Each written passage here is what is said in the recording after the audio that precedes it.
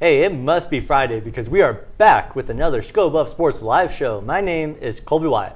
And I'm Ben Weissop. Man, I've been waiting for this episode all week. I don't blame you. I was just told everything we're talking about, and man, it's exciting. Are you going to talk about football at all? Or? I've been told there is talk about football. And basketball and tennis, maybe? That and even more. Wow. Well, let's get into it. Brandy, you're a fine buffalo. While Ralphie7 loves to run, she also loves classic rock, as she got her individual nickname by the handlers this week. She was named Brandy after affinity to the song Brandy, You're a Fine Girl by the band Looking Glass. According to CU Athletics, however, some may say there is a double meaning. Can Buffaloes really appreciate classic rock? Or is it a nod to CU's reputation of being a party school? Who knows? 16 isn't just Ryan Staub's jersey number. It's also the amount of surgeries Coach Prime has undergone in the past few years due to multiple health complications. Last Tuesday, he underwent an aspiration thrombectomy, a procedure that addressed the reoccurring blood clots behind his left knee. At the game against TCU, he was visibly in pain, limping on the sidelines, and eventually ditching his shoe in the second half. Prime has faced serious health issues in the past, including his clotting issues, 2 toe amputations, and surgeries to address his bladder cancer. But 4 hours of surgery didn't keep him down for long. On Wednesday, he was already back on the field and is ready to lead his team into their matchup against Iowa State tomorrow. Coach Prime and the Buffs traveled to Fort Worth last weekend to face the Horned Frogs of TCU. Unfortunately, the Buffs' surge in the second quarter ended tragically. Liam Howard and Xavier McNevitz broke down the game. And that is a wrap here in Fort Worth, Texas. The Colorado Buffaloes falling at the hands of the TCU Horned Frogs 35-21. I'm Liam Howard, Xavier McNevitz. What did you see in this loss for the Buffaloes? The same mistakes we've been seeing all season long.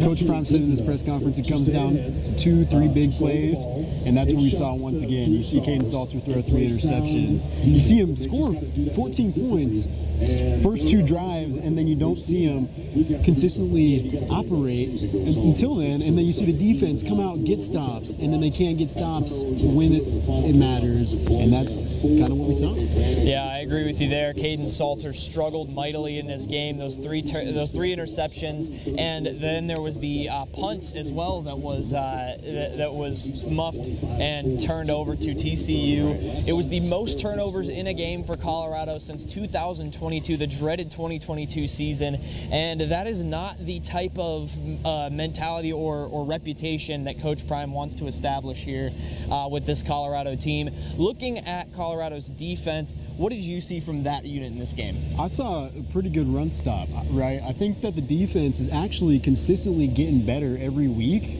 compared to what the offense is doing, right? The offense seems like they're getting better. Then they're 1 step forward, 2 steps back, right? But the defense has really consistently been getting better in terms of stopping the run. But what really struggled today was those defensive backs, as we kind of predicted, right? I mean, that TCU offense is an air raid offense, and we saw those defensive backs, especially Preston Hodge, really struggle today.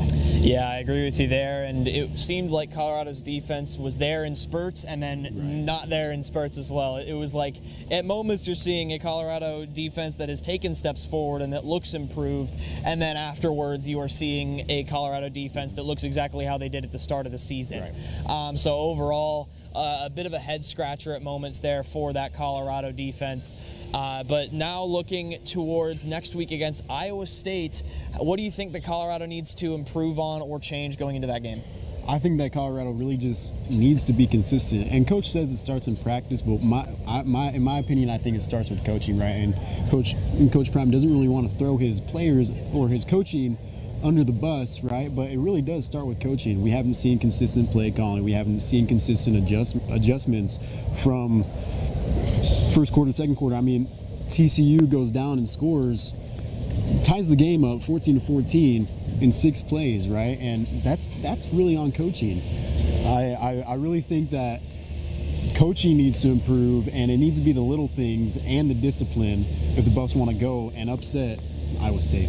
Yeah, and Coach mentioned the attitude and mentality of this team needs to change in practice. He says he's seen the same things on the field as he's seen in games, both in practice and in games, but now needing to see that mentality switch from his team, he believes. But Colorado going to be back in Boulder next week to take on Iowa State. And remember, you heard it here first. Colorado let another one slip away Saturday, falling to TCU 35-21. The Buffs raced out to a 14-0 lead, but couldn't hold on, undone by 4 turnovers and missed opportunities. Quarterback Caden Salter threw for 2 touchdowns and ran for another, while Amarion Miller shined with nearly 90 yards and 2 scores. Still, TCU capitalized on Colorado's mistakes, scoring twice late to seal the deal, dropping the Buffaloes to 2-4. This week, the Cyclones of Iowa State come to Boulder. Let's take you to our crew on SBS Football Live who made their predictions on Saturday's outcome. Moves us to our feature game of the week, the Colorado Buffaloes hosting a wounded number 22 Iowa State team. Who do you got? Just like you say, a wounded Iowa State team. I think that this is one that Colorado can kind of steal. I think that this is something that Iowa State will definitely be underestimating the Buffaloes coming into this matchup. They're coming up to play at altitude. They're coming off of a loss. They've dropped in the rankings.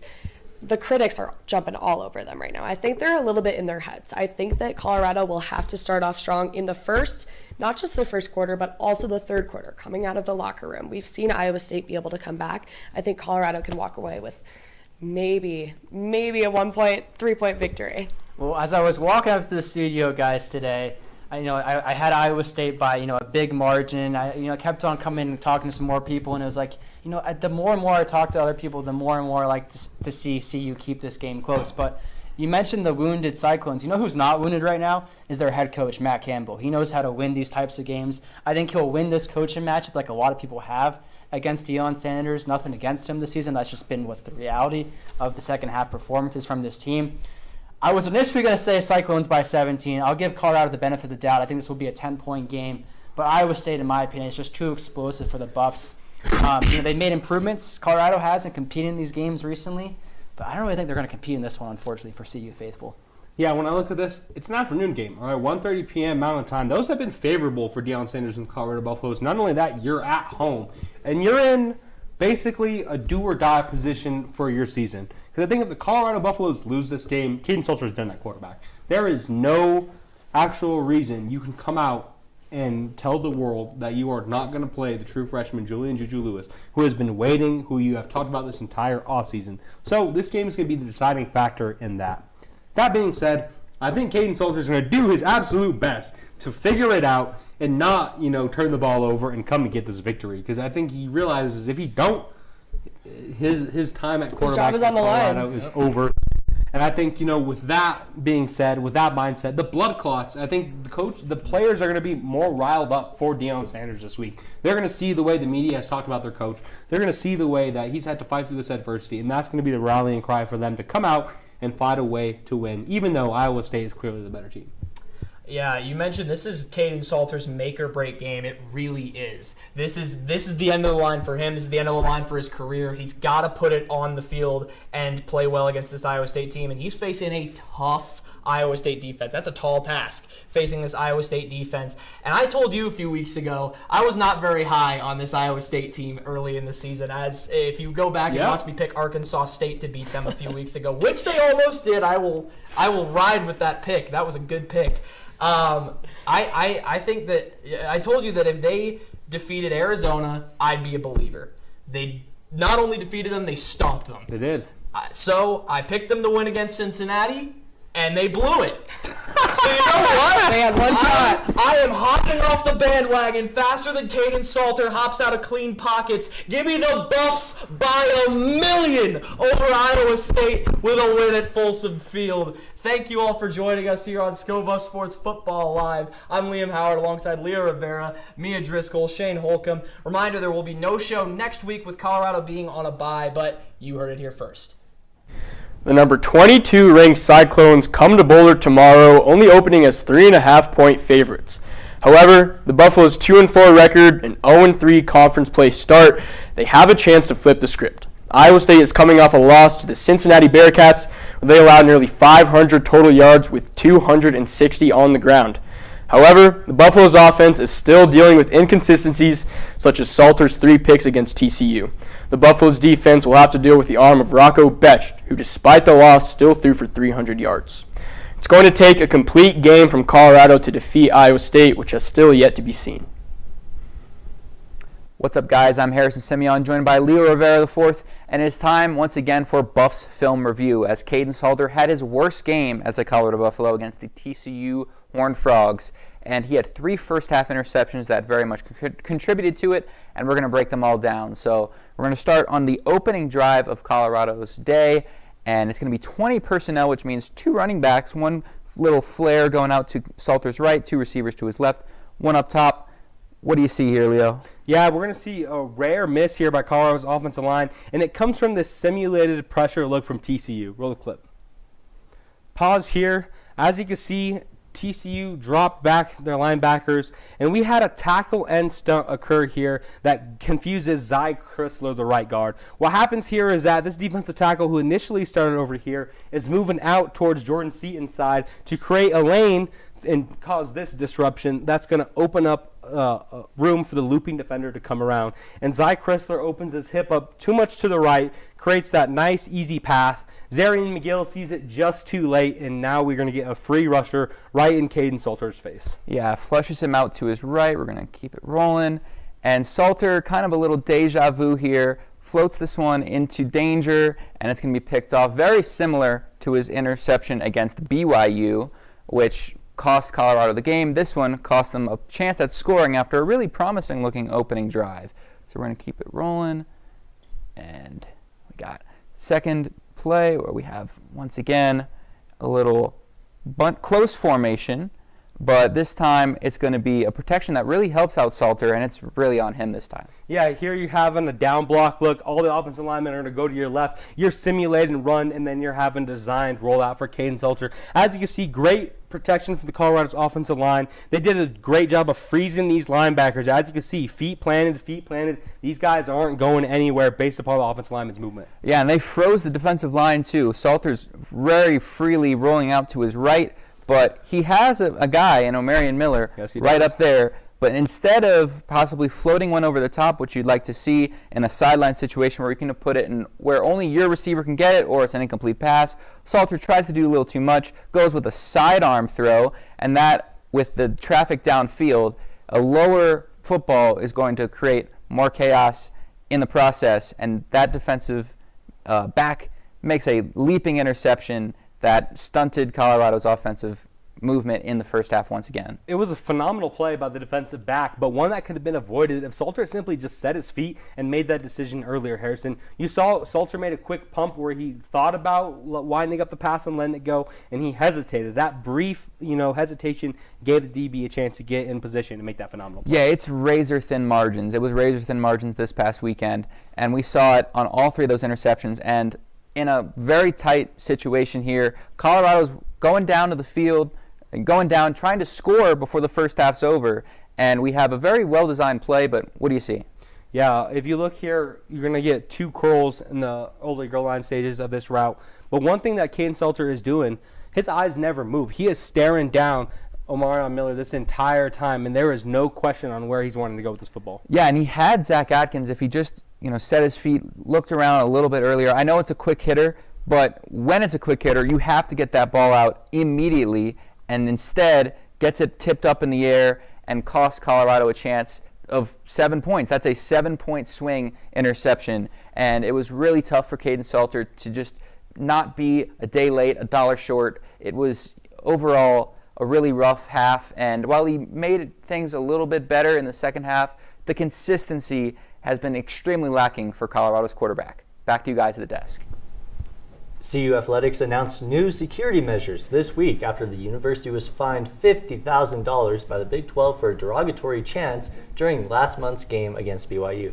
The changes include more security staff in the stands and student section, plus undercover officers to ensure quick removals when needed. Plus, CU will also install new technology to monitor fan behavior and enhance communication through the stadium's text assistance line.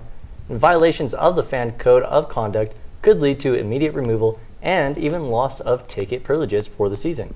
The new rules will take effect this Saturday when the Buffs host Iowa State. For more details on these changes, read Lincoln Roach's full story on ScoBuffSports.com. Hi everyone, I'm Hannah Howell here with this week's Buff Banner, and I'm joined by Lincoln Roach and Harrison Simeon to discuss our current quarterback situation. So we'll get into the questions. Harrison, we'll start with you. Who do you think should start versus Iowa State? And while it's like behind us at quite a dumpster fire right now, I think the reasonable safe pick is Caden Salter. Obviously, there have been some calls for Julian Lewis to go for the youngster, but playing a team like Iowa State, their defense is stout. It's legit. It had an off week last time out against Cincinnati, cost them their first loss of the season, and so they're going to be playing angry, not just as talented as they are. They're going to be playing with motivation. So I think the safe pick is to still ride with Salter, even though he's made some mistakes. He has shown he can play well, so I think Salter's the right pick. That's great. Lincoln, what do you think? Look, I obviously respect Harrison a lot, as a reporter and journalist, but clearly he has no intellect because, the clear choice here is Ryan Staub. No question. Come on. No, but look, I think there is a real case because we've only seen Staub a little bit. We've seen a lot of Salter. We've seen some good plays by Staub and some bad. We've seen a lot of bad plays and some good plays by Salter. I think there's a reason, CU fans at the Delaware game were booing Salter, right? And then if we're looking at stats here too, right? Staub in a game and maybe, really 5-10 minutes max playing in Delaware. We see 2 touchdowns. We do see 1 interception, right, at Houston. But if you then look at that versus Salter, right, we're at 4 interceptions, 3 in 1 game. Right. The last game. I think we are actively kind of watching him get worse in that second half in his performance. If you look at Georgia Tech, right, it was nail-biting loss. BYU, a bit less of a nail-biter, but still a nail-biter. Now we're at TCU where they're just racking up points in that second quarter. And I have a feeling at Iowa State, if we leave him in, we're going to see a lot of fans gone by the fourth quarter. But, yeah, I think what we have seen of Staub has been promising, to say the least. And I'm just getting sick and tired of seeing Salter, decide to try to run it himself and, lose us 14 yards. Sure. Okay. Great little discussion there. Now, do you guys think Juju will be getting any meaningful play time this year? What do you think? I do. I think if, we see this week, Iowa State, things might get out of hand. Next week, same thing, Utah. That's 2 tough defenses, 2 extremely well-equipped teams. Salter, while I think he is the right choice, it's kind of the lesser of 3 evils. I'm not saying Lewis or Staub would be all that terrible, but with Lewis, it's just the inexperience. But you have to see it down the stretch this season. You have to give him some shot. While there have been some calls to redshirt, if there, maybe things get too late in the season, you can still give him 3 games, those last 3 or, whatever may be the case, and still give him that extra year under his belt to keep developing. So I think Lewis should definitely play. Maybe even this week if things get a little testy. Lincoln? I really agree with you. I think if I'm Coach Prime, I'm kind of already thinking to next year, right? Obviously, we're going to lose Salter no matter what.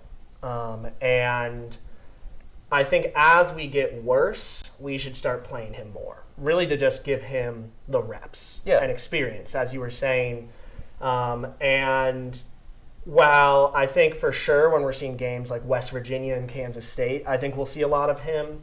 I think at a certain point, when we Good afternoon. We are here at Scott Carpenter's Park in Boulder, Colorado, and you have found your way onto the second game of a CU Wyoming Club baseball doubleheader. Now, if you weren't able to catch the first one, man, a lot happened, at least for the CU Buffs. It was 33-2 final score. And now here we are, and here's the first pitch of the second game of the day. And that is swung on and hit to right field, but it is caught. Now that is Tyler Gray on the mound for CU, and out in right field, Luke Tofig just made that play. And for Wyoming, that was Witt, their second baseman, who just had the hit, and now their catcher, Meza, now settles into the right batter's box. And first pitch is deemed too low to call a strike. It is 1-0 count here.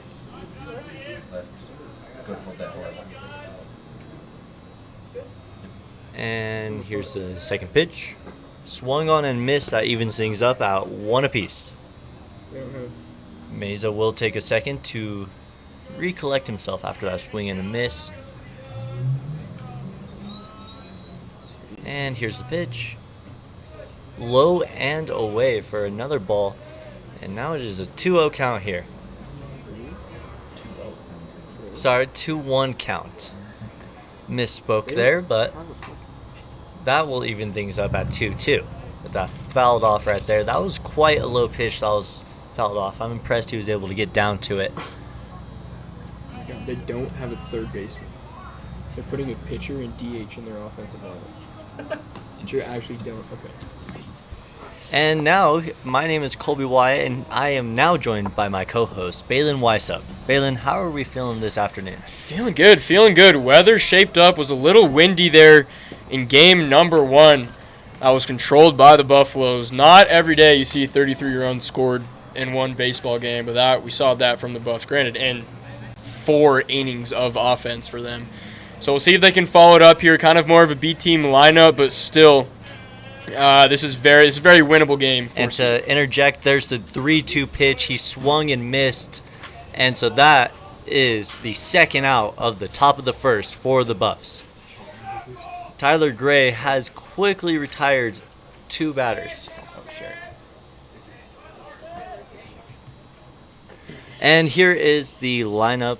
We just saw Witt was the first batter. We just saw Meza. Now we have Heisted, the shortstop, up, and leader will follow, followed by Mason, Chapman, Tully, and the other 2. The other 2. I know. That's literally, I don't know what to, feel.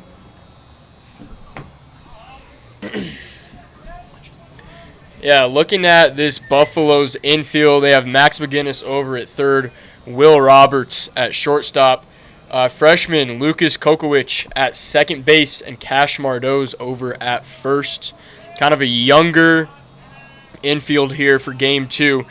Still, however, putting together a pretty solid defensive team. That ball is swung on. Third baseman grabs it, slings it to first in time for the last out of the inning. That was a great dig from the first baseman, Cash Mardoz, right there. Max McGinnis is the one who slung it to him. And now we will step aside for a minute after a quick top of the first. A wrap here.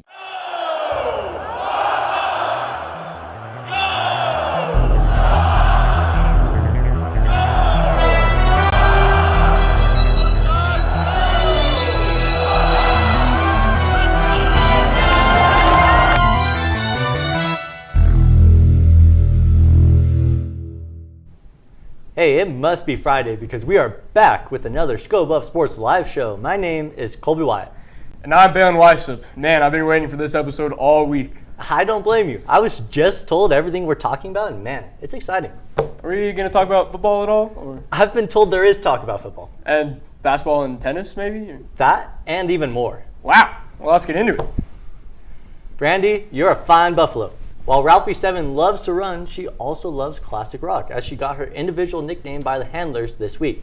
She was named Brandy after affinity to the song Brandy, You're a Fine Girl by the band Looking Glass. According to CU Athletics, however, some may say there is a double meaning. Can Buffaloes really appreciate classic rock? Or is it a nod to CU's reputation of being a party school? Who knows? 16 isn't just Ryan Staub's jersey number. It's also the amount of surgeries Coach Prime has undergone in the past few years due to multiple health complications.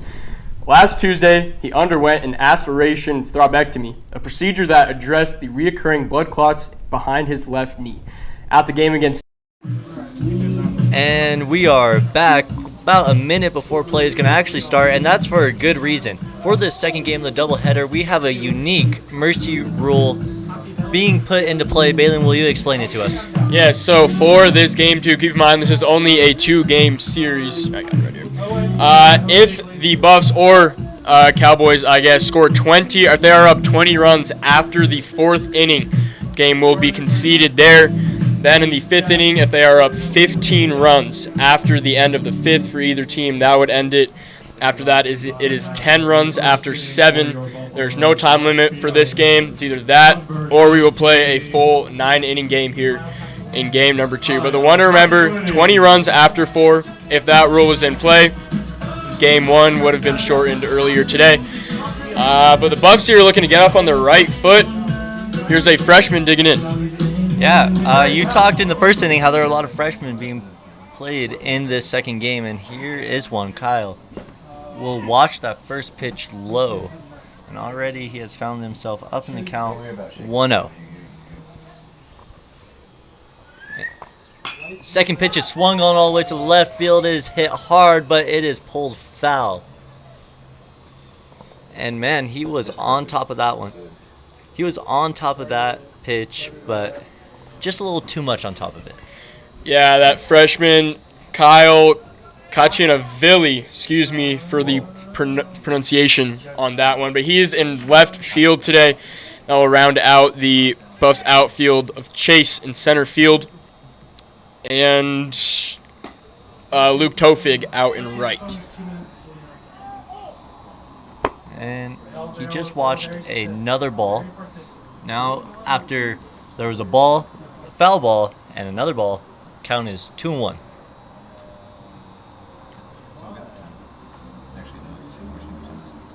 And that one is swung on and pulled foul into the CU dugout, actually. It was a great catch by one of the members over there.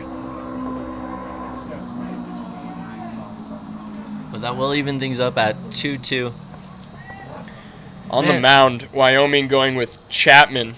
Did not have an appearance on the rubber in the Game 1 marathon. So new arm on the mound. See if it can get a little bit better for him. And that was a pretty good pitch there as it moved to the outside and was able to get a swing and a miss from Kyle. So already an improvement for Wyoming here as they're able to put the first one away with a K. Number 4, Chase Ambule. Smile with the same. Love what you got and remember what you had. Messing with the ones who got it in the time. Chase Ambule was not on Colorado's official post for their roster for this fall ball season. Not sure class here. He has had a couple at-bats this fall, however. Current See if he can get something going here with nobody on.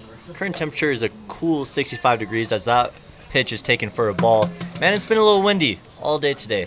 That's definitely played in Game 1. Saw several high hit balls pitched or hit, carried by the wind into home runs. And the winds died down a little, but man, it's beautiful out. Yeah, 2 home runs in the first inning of Game 1 by the Buffs. A lot of that was held by the wind. And we even just saw a lot of troubles from the outfielders kind of tracking balls. They always kind of looked late to it. As that ball is hit high into the center field, it is being tracked, and it will be caught by the center fielder, Mason. That one was hit high, but he didn't have much trouble with it. Yeah, 2 quick outs. This is the first time today in the doubleheader that we've seen Wyoming record 2 straight outs from the Buffs. Here's Will Roberts digging in at shortstop today.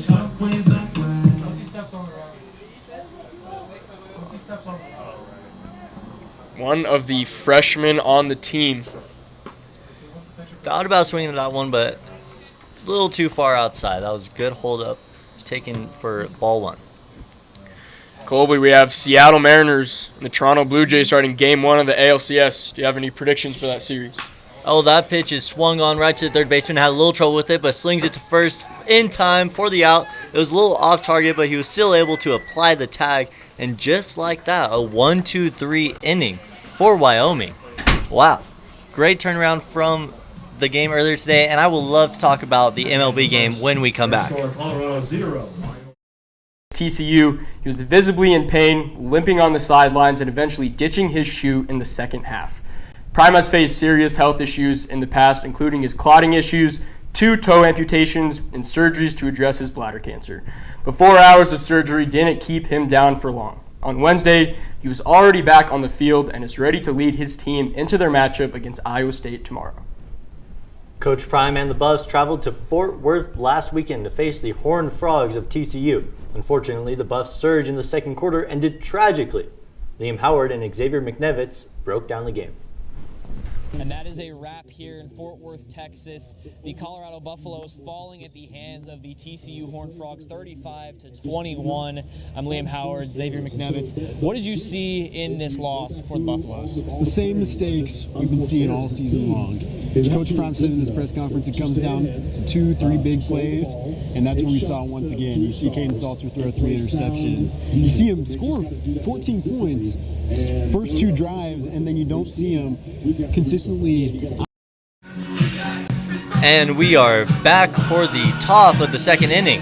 First time around, pitcher Tyler Gray for CU. He got a flyout, a strikeout, and a ground out. And he was able to do that in 10 pitches. And now this time around, he will face leadoff DH leader for Wyoming.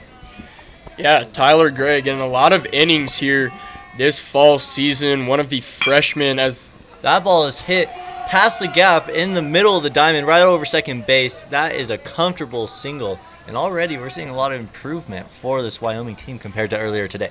Yeah, it took us about 4, actually, until the top of the 5th inning for Wyoming to get their first hit. In fact, their first base runner of that. So definitely a different tone here in Game 2.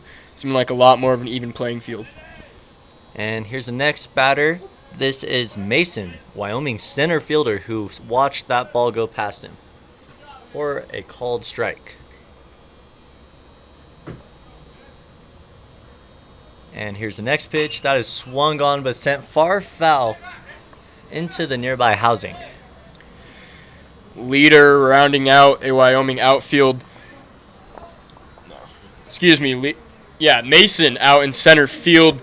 Left field, McKeel and Ballard out and right. McKeel and Ballard in the bottom of the lineup. We'll see them hitting 8th and 9th.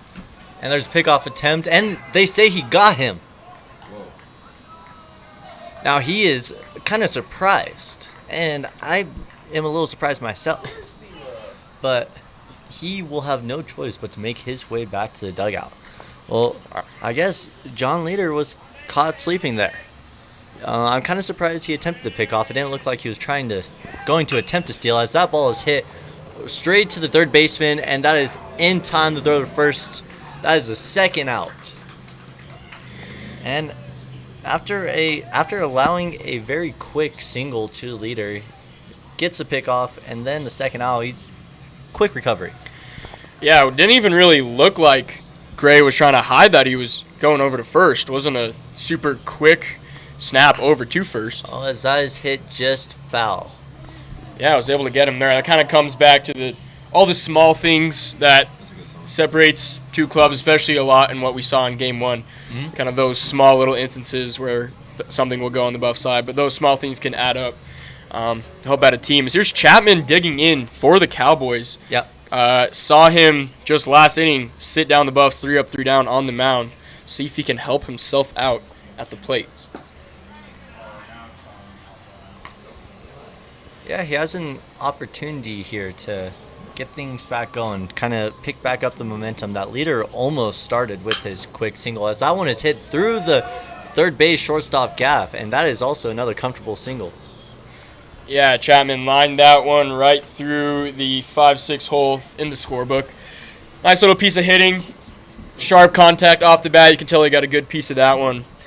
And now that's when you kind of look back and see, if leader hadn't gotten picked off at first. And now talking about the lineup real quick. We talked about that gap. Manning that gap was third baseman Max McGinnis, shortstop Will Roberts, second, and then the rest of the infield. As he is able on a pass ball to get to second base and thinks about going to third, but the catcher Cole Wayne gets to the ball in time. That will probably be marked as a passed ball. Yep. So as a passed ball for Cole Wayne, which allows Wyoming's pitcher Chapman to easily get to second. Yeah, Second baseman for CU, by the way, Lucas Kokowicz. Totally digging in for Wyoming, number 35, at playing first base for them. Now a runner on scoring position here. See if they can get on the board quickly. Here's an RBI opportunity. And that is hit hard into left field, at the ground of the left, at the feet of the left fielder, and he throws it in time to stop a run from coming home. Night and day difference offensively from Wyoming here from game 1 to game 2. Like we just said, took them till the 5th to get their first base runner on base and their first hit. Now 3 hits here in the second inning. Really should have had a run, if not more than that, if he had not gotten picked off there for that first out of the inning. Now first and third here, adding some weight to this at-bat for McKeel. Yeah, McKeel has a huge opportunity here as he sees that pitch, swings on it, but it is sent straight back. Quick foul ball there. 0-1 count. But man, this could be huge for this Wyoming team to score in the top of the second. Yeah, Gray and the Buffs are looking for a ground ball here with 1 out. Try and get that double play with Tolley on first. Yeah, game 1 score again was 33-3. Colorado won. So Wyoming can be the first on the board here. And McKeel will be doing everything he can.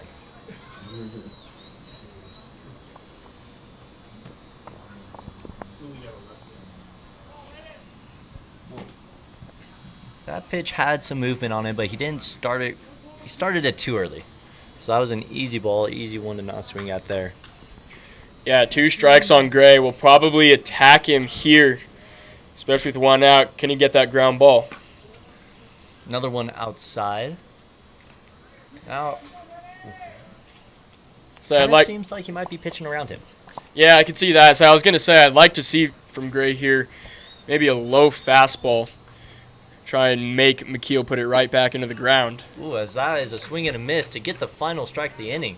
And we just saw Tyler Gray navigate himself out of some trouble as he did put runners on the corners. Great way to step up there and keep it scoreless.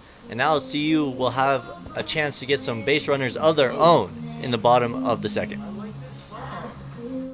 Operate until then, and then you see the defense come out and get stops, and then they can't get stops when it matters, and that's kind of what we saw. Yeah, I agree with you there. Caden Salter struggled mightily in this game. Those three interceptions, and then there was the punt as well that was muffed and turned over to TCU. It was the most turnovers in a game for Colorado since 2022, the dreaded 2022 season, and that is not the type of mentality or reputation that Coach Prime wants to establish here with this Colorado team. Looking at Colorado's defense, what did you see from that unit in this game? I saw a pretty good run stop, right? I think that the defense is actually consistently getting better every week compared to what the offense is doing, right? The offense seems like they're getting better. Then they're 1 step forward, 2 steps back, right? But the defense has really consistently been getting better in terms of stopping the run. But what really struggled today was those defensive backs, as we kind of predicted, right? I mean, that TCU offense is an air raid offense, and we saw those defensive backs, especially Preston Hodge, really struggled today. Yeah, I agree with you there, and it seemed like Colorado's defense was there in spurts and then not there in spurts as well. It was like at moments you're seeing a Colorado defense that has taken steps forward and that looks improved, and then afterwards you are seeing a Colorado defense that looks exactly how they did at the start of the season. So overall, a bit of a head scratcher at moments there for that Colorado defense. But now looking towards next week against Iowa State, what do you think that Colorado needs to improve on or change going into that game? I think that Colorado really just... And we are back at Scott Carpenter Park for the bottom of the second as Cash Mardeau steps up to the plate. What did we see last inning? Wyoming was putting bat on ball in the top of the second. They were actually, that was the most aggressive we had seen the Cowboys all day, even going back to game 1. As that first pitch is swung on and sent into the center field grass, that is a single right there, leadoff single. Yeah, first base hit of the day for the Buffs. team can be very streaky. They can rally really well together. Definitely a good sign when the leadoff guy gets on base, especially for this team. So I'll bring up another freshman, Lucas Konkowicz. Yep. Konkowicz has a good opportunity here to advance the base runner. As this one is sent into the dirt by the pitcher. You can hear the ring of those lights. Sun probably going to start losing daylight pretty quickly here. I'd assume lights will be all we'll have to see here in about 45 minutes to an hour or so. We're going to have some night game here at Scott Carpenter Park. I actually think we are at sunset right now as that pitch is swung on and sent high into the air. They're both giving chase, but the first base is the one who was able to grab it. He did a lot of yelling there to get his catcher, Meza, to back off, but it was worth that as he was able to make the out. That's a good thing. I love to see that from this Wyoming team coming off a rough 30-run loss. That just doesn't really happen. And it's a good thing to see one of those fundamental plays by the first baseman. Be loud, call him off, let your team know. Yeah, made the catch. Was a good play. And it's good for Chapman, their pitcher, to get that out after allowing a single. And that one is called a strike that just hit the outside of the zone there. Here's Tofig, another freshman, inserted into the lineup, playing out in right today. All these freshmen, I bet they'll take their at-bats a little more seriously because they know they're fighting for a spot on the spring roster. It's going to be harder to compete with the upperclassmen players. You've seen pretty good stuff from the freshman class. Yeah, and you said it yourself. They have a huge opportunity in this game to really show what they can do. That's what fall ball is all about, is preparing for the spring, getting some development in. As he sees this 1-1 pitch, oh, never mind. Luke Tofig will take a second to think about what he expects here. And here's the pitch. As taken high. Way to lay off that high fastball. Yeah, that's what you want to do, especially in a low count. The quicker you can put yourself in a hitter's situation, the higher percent of just outcome that you get a base hit increases. As that one is swung on a miss, and he'll throw back to first, but the throw will be late. Cash Mardoz was able to get back in time. But now, the count is evened. Now the count is evened at 2-2.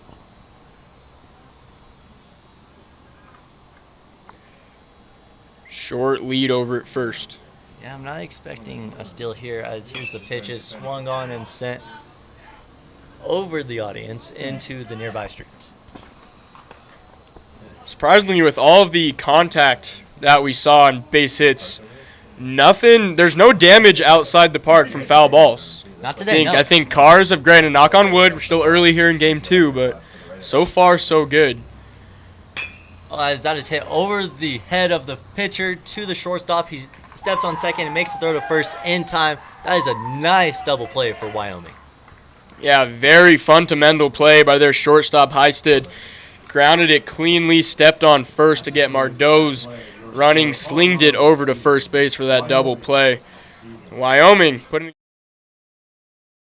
needs to be consistent, and coach says it starts in practice, but in my opinion, I think it starts with coaching, right? And Coach Prime doesn't really want to throw his players or his coaching under the bus, right? But it really does start with coaching. We haven't seen consistent play calling. We haven't seen consistent adjustments from first quarter, second quarter. I mean, TCU goes down and scores, ties the game up 14-14 in 6 plays, right? And that's really on coaching. I really think that coaching needs to improve, and it needs to be the little things and the discipline if the Buffs want to go and upset Iowa State. Yeah, and Coach mentioned the attitude and mentality of this team needs to change in practice. He says he's seen the same things on the field as he's seen in games, both in practice and in games, but now needing to see that mentality switch from his team, he believes. But Colorado going to be back in Boulder next week to take on Iowa State. And remember, you heard it here first. Colorado let another one slip away Saturday, falling to TCU 35-21. The Buffs raced out to a 14-0 lead, but couldn't hold on, undone by 4 turnovers and missed opportunities. Quarterback Caden Salter threw for 2 touchdowns and ran for another, while Amarion Miller shined with nearly 90 yards and 2 scores. Still, TCU capitalized on Colorado's mistakes, scoring twice late to seal the deal, dropping the Buffaloes to 2-4. This week, the Cyclones of Iowa State come to Boulder. Let's take you to our crew on SBS Football Live who made their predictions on Saturday's outcome. Moves us to our feature game of the week, the Colorado Buffaloes hosting a wounded number 22. And we have found our way to the top of the third as Ballard, Wyoming's right fielder, settles up to the plate. I want to say the first 2 innings of Game 1 probably took around an hour plus. Moving much quicker here, a lot more competitive game here in this rematch. Anybody's game so far. That one is sent right back at us. I think you could see it in the camera. One of our people in the press box here actually flinched at it. So it's quite funny. Yeah, Ballard here in the 9-hole. Lineup will turn over after that. We'll see what kind of adjustments they make the second time around. As that is hit high and over the netting into the CU bullpen. Yeah, obviously it's the third time around that the pitchers normally struggle the most compared to these hitters. Yeah. Cowboys, first time through, have 3 base hits. All came last inning. We're not able to score a run, though. See if they can replicate that here. 0-2 pitch is swung on and sent into about the same spot as the last one, just a little farther out. So, 2 strikes on Gray. Ballard seems a little bit late here in this at-bat. I'd like to see a test from Gray, maybe a high fastball. I also want to, hey, when you're up 0-2, can give him something to chase, see if he will chase it, try to get an easy strikeout out I of like it. that because it's an 0-2. First one was swing and miss, and then we've had 3 foul balls. He attacked him. And that is called a strikeout. Hit the inside part of the plate right there to retire Ballard. Delayed call from the umpire. That is Gray's 3rd strikeout of the day, though. Averaging right now 1 per inning. His lineup will turn over as Witt digs in. He saw some time on the mound in Game 1. And Witt watches a ball go by. And yeah, I like what I've seen from Gray. He navigated through some trouble in the second and now an early strikeout in the third. As he sends that one almost past the catcher, but Wayne was able to stop it. And Colby Yumi, right as we got here, we said how similar Wyoming's jerseys are to the San Diego Padres in MLB, just minus the helmets. As that is a swing and a miss. That ball was close to the dirt. Other than that, though, pretty much to the tee here. Don't really have a gold or yellow team in baseball that we can compare to the Buffs to. No, there is no, as that is hit over the Wyoming dugout. Yeah, no, I was actually just thinking about that the other day. There are no actual gold teams. No gold There's teams. like 2 yellow teams. A's use yellow. A's and Padres. Mm-hmm. Yeah, I'd like to see if, they've been talking about expansion for the MLB for a while now. If New Orleans gets a team, I'd like them to be gold also. I've heard the Saints. Nashville is at the top of the list. As that is a walk right there. Pretty solid at bat there from Witt. Definitely battled with Gray. Saw some good pitches he could have hit, but he will take his base at the end of the day. Good things happen when you put guys on the base paths, put ball in play here. Yeah. Here's 1-on-1 away for Mesa. Sometimes it's all about just creating traffic. Have seen a lot of traffic over at first base today. He's here in Game 2. As that pitch does not make its way to the zone. Mesa is in a 1-0 count. But yeah, is there a city you'd like to see get an MLB team? Yeah, I've loved Nashville. I've heard they've been chasing for a team for a while. As that ball is low, but Witt will stay at first. Never even thought about it. No, really just actually physically shook it off himself. Yeah. Shook his head no to not run there. Pretty interesting call. But I think by the time he realized how far away it went, it was kind of too late. But because that would have been a good one to take second on. And that is, he takes off, and that is an errant throw. And so despite the mistimed steal attempt, the first baseman, Cash Mardoz, threw it wide left, and he will be safe at second. Yeah, those plays are pretty hard to make, especially from a first baseman throwing across the runner's line to the next base. Is that you don't want to hit them with the ball, so you're trying to work your timing around getting that ball around them to the second baseman. So Mardeau's was a hard play, just rushed it there. That is a pass ball. Wayne cannot find it. He can't find it at all. And now he's going to come home. Oh, he finds it. He throws it. The tag is in time. He is out. Wow. Crazy play there. Yeah. Could not find the ball, Cole Wayne. Once he did, though, put it in the right spot for Tyler Gray to make that tag at home. Great throw to Gray. I was going to say, once again, Cowboys getting runners on. They just cannot put a run on the board here in Game 2. Unfortunate run there. Very unpredictable base running from Witt there. Unpredictable is definitely the word, but I do like the decision to try to go for home because when he was at third, Wayne still had not found the ball. So, as that is taken for a strike right at the bottom of the zone there. Man, Mason now. We've got some excitement. Yeah, Mason now likely. I was going to say, Mason likely changing his strategy towards this at-bat now that there's no runner on.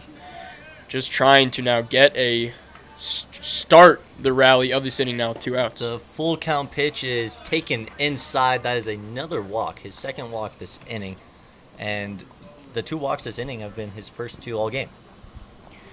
Yeah, I mean, I think it's a little bit of a control thing, but I have just liked the approach that Wyoming has made to these at-bats. Here in Game 3, they're kind of letting the game come to them instead of trying to force something there. But Highstead sees that pitch and sends it foul over the backstop. Force right now at first and second here. You're seeing sharp fielding so far from a shortstop, obviously besides the errant throw at first. As Wayne grabs that ball that was taken low and checks the runner at first, which is Meza, the catcher. He did make a move like he was going to steal, but it doesn't look like he's actually going to at this moment.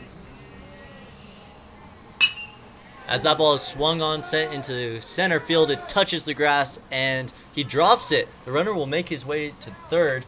The throw, though, is in time. Wow. That was an absolute dart from Chase Ambule there in center field. Gunned down the runner, a tremendous play. Wyoming, I think, has been a little inconsistent so far with deciding on base running. Buffs have made the most of their mistakes. A lot of outs here have come on the base pass for the Buffs. Iowa State team, who do you got? Just like you say, a wounded Iowa State team. I think that this is one that Colorado can kind of steal.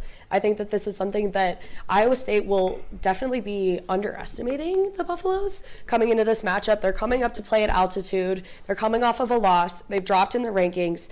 The critics are jumping all over them right now. I think they're a little bit in their heads. I think that Colorado will have to start off strong in the first, not just the first quarter, but also the third quarter, coming out of the locker room. We've seen Iowa State be able to come back. I think Colorado can walk away with maybe a 3-point victory. Well, as I was walking up to the studio, guys, today, I had Iowa State by a big margin. I kept on coming and talking to some more people, and it was like, the more and more I talk to other people, the more and more I like to see you keep this game close. But you mentioned the wounded Cyclones. You know who's not wounded right now is their head coach, Matt Campbell. He knows how to win these types of games. I think he'll win this coaching matchup like a lot of people have against Deion Sanders. Nothing against him this season. That's just been what's the reality of the second half performances from this team. I was initially going to say Cyclones by 17. I'll give Colorado the benefit of the doubt. I think this will be a 10-point game. But Iowa State, in my opinion, is just too explosive for the Buffs. They made improvements, Colorado has, in competing in these games recently. But I don't really think they're going to compete in this one, unfortunately, for CU faithful. Yeah, when I look at this, it's an afternoon game. All right, 1:30 p.m. Mountain Time. Those have been favorable for Deion Sanders and the Colorado Buffaloes. Not only that, you're at home. And you're in basically a do-or-die position for your season. Because I think if the Colorado Buffaloes lose this game, Caden Salter's done that quarterback. There is no actual reason you can come out and tell the world that you are not going to play the true freshman Julian Juju Lewis, who has been waiting, who you have talked about this entire offseason. So this game is going to be the deciding factor in that. That being said, I think Caden Salter is going to do his absolute best to figure it out. 21. And we are back for the bottom of the third of a tight game here, 0-0. My name is Colby Wyatt, alongside my co-host, Balin Weisup. Yeah, catcher Cole Wayne digging in here for his first at-bat.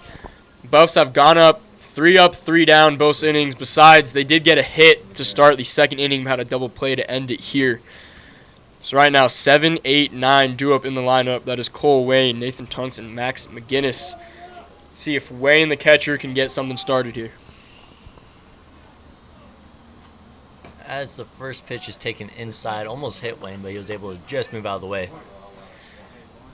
And Boulder giving us a beautiful sunset tonight. Great setting here for a good game. Oh, as that is swung on and missed, that ball looked high and inside. But yeah, you said it yourself. I mean, I've always said there's nothing like a sunset at a ballpark. And man, that's just being proven here today, as that is another one taken high and in. That really seems to be the strategy here against Wayne. I do like Wayne's chances here to become the starting catcher for the squad in the spring, but does need to be a little bit sharper offensively. I think he's a little bit in between with his timing right now. We've seen that so far in the fall, but still he adds a lot of strong defense there behind home plate. And here's the 3-1 pitch taken outside. Wow. So we saw Chapman get a strike in the first pitch and then immediately throw 4 straight balls. And now just like that, CU has a leadoff base runner. Here's Nathan Tunks digging in. Last spring, hit 268 with a 268 with a 536 OPS in the spring. Was a contributor there on offense. As he swings on that first pitch, it is just sent right to the shortstop, who was very easily able to go up and make the grab.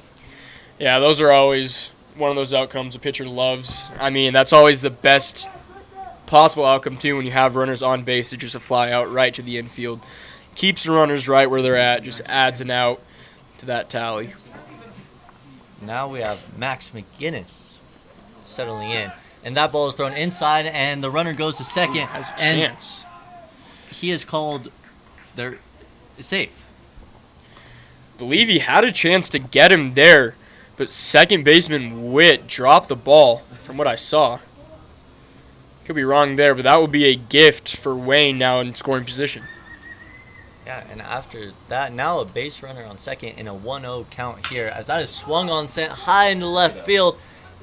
He's tracking it. He's at the wall, but he is able to make the catch. No, he dropped it. And now, after spending all that effort looking up, trying to find the ball, he was not able to find it quite right. And there are...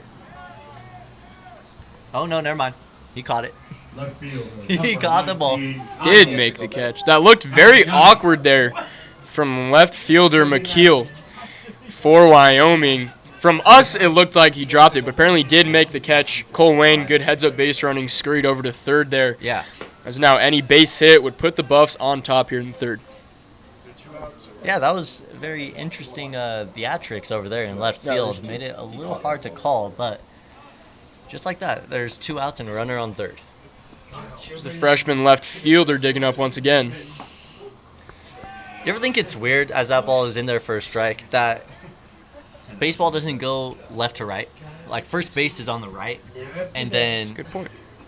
third base on the left. Never thought of that. As that ball makes its way outside the zone for a called ball. Although if you're from the pitcher's perspective, then first base is on the left. Would make sense. Yeah. Lots to think about, as that ball is taken high, making it a 2-1 count. 3-1 count.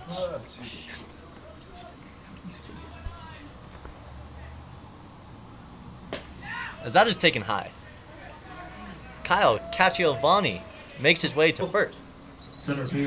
Yeah, the Buffs letting the game come to them here. That is a disciplined walk there from the freshman to get to first base. Now runners on the corners for Ambuel. Just made a great play in center field last inning for that third out. Yep, an opportunity to bring in the first run of the game right here. And man, every time I look up, the sky just becomes more beautiful with this sunset here in Boulder. Gorgeous. Here's the pitch. That is swung on but sent into the CU dugout. Foul ball. We'll say Chapman, just out of body language as well, has the most confidence of any of these Wyoming pitchers, at least from what we've seen on the mound in these first 2 games. Like what I've seen from him so far, he's attacking hitters here, has held the buff so Kyle far. steals, he goes, and there is no attempt to get him out. He got a huge jump on that. There was, even if the catcher Meza made an attempt, it would not have been in time. Yeah, Buffs are a great stealing team. Anytime they get a run around, there's constantly motion on the base paths. This is taken outside, making it a 2-1 count with 2 runners now in scoring position. It only works in one exact scenario where there's a lot of purple on the screen. That is taken for a strike. And that, I misspoke a second ago, that was a strikeout. So now just like that, the inning has come to an end, and despite some runners in scoring position, things remain scoreless through the 3rd. Now Wyoming will have a chance to change that when we come back to the top of the 4th. And not, turn the ball over and come to get this victory. Because I think he realizes if he don't, his time at quarterback job is on the line. Colorado is over. And I think, with that being said, with that mindset, the blood clots, I think the players are going to be more riled up for Deion Sanders this week. They're going to see the way the media has talked about their coach. They're going to see the way that he's had to fight through this adversity, and that's going to be the rallying cry for them to come out and find a way to win, even though Iowa State is clearly the better team. Yeah, you mentioned this is Caden Salter's make or break game. It really is. This is the end of the line for him. This is the end of the line for his career. He's got to put it on the field and play well against this Iowa State team, and he's facing a tough Iowa State defense. That's a tall task, facing this Iowa State defense. And I told you a few weeks ago, I was not very high on this Iowa State team early in the season. As if you go back and watch me pick Arkansas State to beat them a few weeks ago, which they almost did, I will ride with that pick. That was a good pick. I think that I told you that if they defeated Arizona, I'd be a believer. They not only defeated them, they stomped them. They did.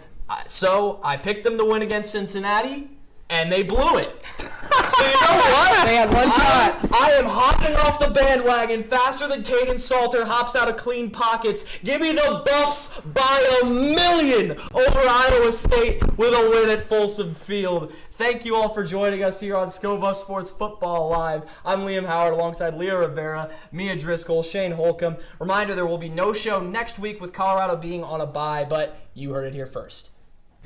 The number 22 ranked Cyclones come to Boulder tomorrow, only opening as 3.5-point favorites.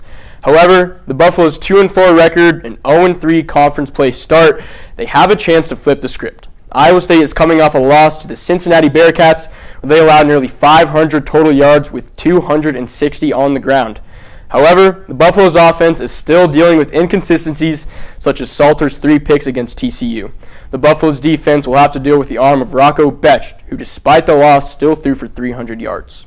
It's going to take a complete game from Colorado to defeat Iowa State, which has still yet to be seen. What's up, guys? I'm Harry. Ladies and gentlemen, we welcome you back to Scott Carpenter Park. You're watching ScoBuff Sports, swapping roles in the booth. I'm Bill Weissman on play-by-play. Alongside me, Colby Wyatt here for the top of inning number 4, a much more competitive game here. Colby, what have you seen from both sides? Who do you think right now could pull out the game? Well, first off, I just want to state that despite the fact that I started this game doing play-by-play, I am going to give you expert-level analysis on all these breakdowns, all these plays. And that's going to start right after this first pitch here.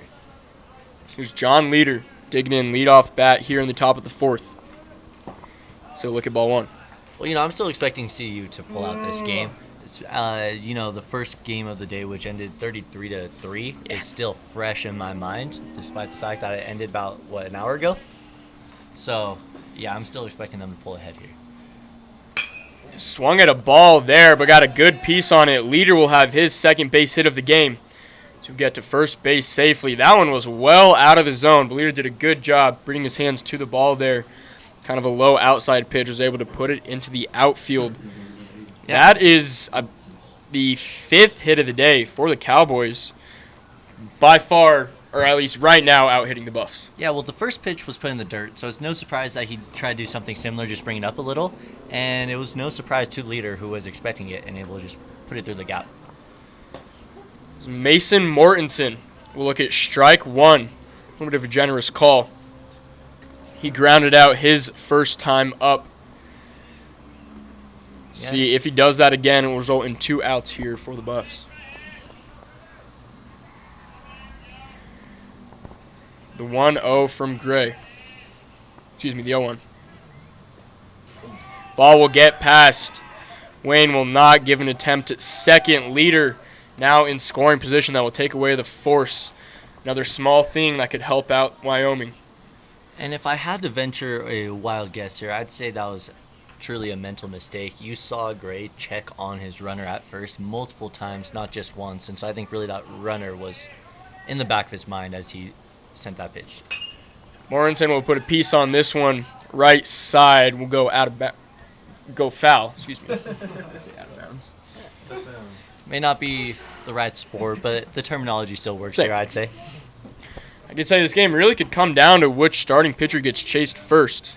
Yeah. Chapman has been doing a good job limiting the Buffs. Tyler Gray also doing a good job on the mound. Has been giving up base hits, but no runs for Wyoming so far. I've had multiple chances here. Yeah, well, Wyoming throughout this whole game has been able to do a little more with their at-bats. They've been putting more people on base. However, it looks like CU has really been slowly stepping that up. They're putting 3 people on base in both the second and third. Putting multiple people on base in the third, and I think that's just going to keep going up. Gray comes home. It will be a wild pitch. Leader can trot to third. Now gifted him 2 bases here. Wyoming with a big opportunity now to go up 1-0. Well, this whole game, Gray's strategy has kind of been to live at the bottom of the zone, and sometimes when you live at the bottom of the zone, you're going to hit the dirt. That one hit the dirt a little too hard. It was hard for Wayne to stop. Full count. Gray comes home. Not a full count, excuse me. Now it is a full Now count. 3 balls and 2 strikes. I was right on the scoreboard. Mortensen, big payoff pitch here. Runner on third. Gray will strike him out. Looked like he was going to leave him there. Could have gone both ways. But Gray will get his 3rd punch out of the night. That will be the first out of the inning for Chapman. Yeah, big call right there. And now that is Gray's 4th strikeout of the game. Despite the runners, he has had a good day. Chapman digging in, getting this start on the mound. First pitch swung on, fouled off. Could literally help himself out right now with the runner on third. Give himself a little bit of breathing room here. Yeah, kind of take the stress off of himself a little bit by making his team the first team with a run on the board. Chapman got a base hit his last time up. If he did it again, it would result in an RBI. So he will look at ball 2.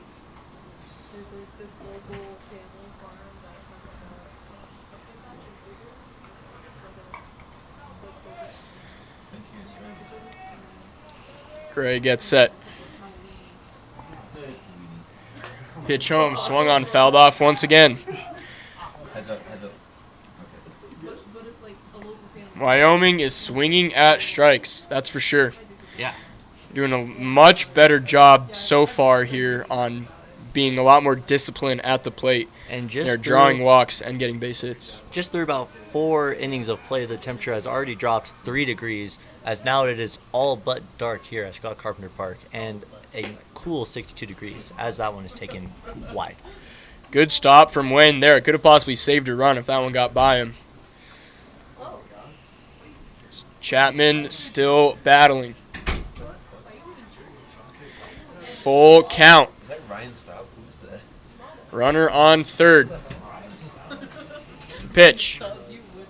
Inside, plunked him. That would make sense. Wasn't going anywhere else. Chapman will stay in the box. I respect it. That hit him, right? If not, it was very close. Chapman will continue his at-bat here. Once the RBI himself. The runner on third, the pitch. Swung on into right field. That is Tofig tracking it. It'll be over his head. One bounce and it will hit the wall. Wyoming will go up 1-0. It's an RBI double from Chapman. He helps himself out on the mound. Cowboys jump on top. It's 1-0. Well, no surprise there that Gray wouldn't want to throw another inside pitch after almost practically hitting Chapman, and so it was kind of easy to expect something that would be more in the zone, and he was just able to jump on it and got enough power on it to get it over the head of Luke Tofik. Impressive piece of hitting there. 6th base hit of the night for Wyoming. Far different tale from game 1. This will be Tolley, first baseman. Swung on, fouls off, first pitch. Yeah, I could see a somewhat early move to the bullpen here for CU. We know they have the pitchers to do that if they needed to. Yeah, they do. And let's see if they have anybody warming. Nobody warming the bullpen yet. Pitch in the zone for strike 2. Gray already has 4. Could be a great time for his 5th strikeout, that is. Runner on second. 1 out. Looks like it's going to be another low pitch right here. Can he get him to chase? Looks at the runner. Second. Gray comes home. Called a ball. Yeah, that one wasn't quite tempting enough. And it looked like the catcher Wayne wanted that inside. That one ended up outside. Let's see if they can get on the same page on this pitch. 1 ball, 2 strikes. Freshman on the mound. He comes home. Dropped it in the zone. 6th strikeout of the evening for Tyler Gray. Buffs now 2 outs here in the 4th. No, 1, 2.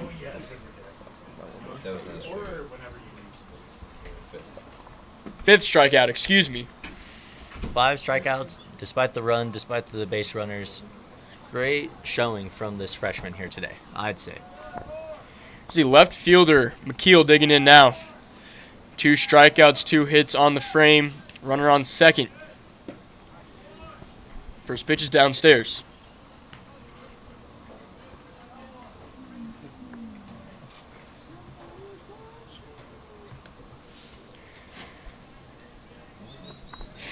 Our 2 outs. This is a great opportunity to end. Oh, runner goes. Run down here in third, and they will just get him right there. Another base running error from the Cowboys. Yeah. That will end the inning. Yeah, well, when you're wanting to steal, you're watching a pitcher's feet. And so you saw Gray kind of step off to really check the runner, but all the runner saw was his feet go, which sometimes would signal for him to take off. So that's how that mishap happened there. But maybe we'll talk about it more in the bottom of the 4th. Simeon joined by Leo Rivera IV, and it's time once again for Buffs Film Review, as Caden Salter had his worst game as a Colorado Buffalo against the TCU Horned Frogs, and he had 3 first-half interceptions that very much contributed to it, and we're going to break them all down. So we're going to start on the opening drive of Colorado's day, and it's going to be 20 personnel, which means 2 running backs, 1 little flare going out to Salter's right, 2 receivers to his left, 1 up top. What do you see here, Leo? Yeah, we're going to see a rare miss here by Colorado's offensive line, and it comes from this simulated pressure look from TCU. Roll the clip. Pause here. As you can see, TCU dropped back their linebackers, and we had a tackle and stunt occur here that confuses Zy Chrysler, the right guard. What happens here is that this defensive tackle, who initially started over here, is moving out towards Jordan Seaton's side to create a lane and cause this disruption. That's going to open up room for the looping defender to come around. And Zy Chrysler opens his hip up too much to the right, creates that nice, easy path. Zarian McGill sees it just too late, and now we're going to get a free rusher right in Caden Salter's face. Yeah, flushes him out to his right. We're going to keep it rolling. And Salter, kind of a little deja vu here, floats this one into danger, and it's going to be picked off. Very similar to his interception against BYU, which cost Colorado the game. This one cost them a chance at scoring after a really promising-looking opening drive. So we're going to keep it rolling. And we got second play where we have, once again, a little bunt close formation. Chapman coming back onto the mound for his 4th inning of work. Has been very efficient in his first 3. Has only allowed 1 hit from the Buffaloes. Struck out 2 along the way. Here's Will Roberts. I like what I've seen from Chapman a lot today. He's been showing a good amount of control here, and his catcher Meza is calling some good pitches, good locations for him, and he's been able to execute them. However, Good timing between pitcher and catcher. Chapman comes home. Roberts will look at strike 1.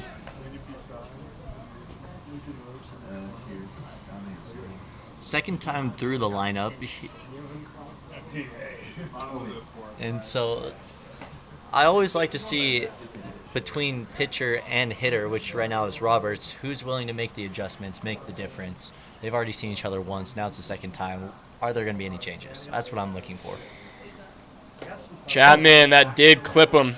Will Roberts will take his base. Leadoff man aboard for Cash Mardoz. Singled his last time up. See if the Buffs can get a rally going. That is when they are playing best, is when they can rally amongst each other throughout the offense. We have not seen that so far in this game. Most base runners they've put together, most hitters they put in an inning is 5. Meanwhile, game 1, we saw a couple as Mardoz lines this one in a left. That will touch grass. Roberts is over, and he will get into third safely around the horn. Goes Roberts as Mardoz has his second base hit. Buffs have runners on the corners with nobody out. And now, a huge opportunity. 0 outs and runners on the corners. I mean, big spot for the freshman. We've seen CU with some opportunities, especially last inning, but definitely none as good as this here. You got to keep a level head, though, if you're second baseman Lucas here. Got to keep a level head. Don't try to do too much. Just put the ball past the infield and get a run in. I'd like to see some motion over at first, try and take away the force. That will be another hit by pitch. Well, I talked about adjustments that Chapman might be making. I doubt the adjustments he made was to hit players, but that's what we've seen so far this inning. Just going on a limb, probably wasn't trying to hit those 2. But now in a very sticky situation, Luke Tofig will come up to the plate with bases loaded. Colorado trailing by 1. See if they can get to Chapman here in the 4th in their second time around.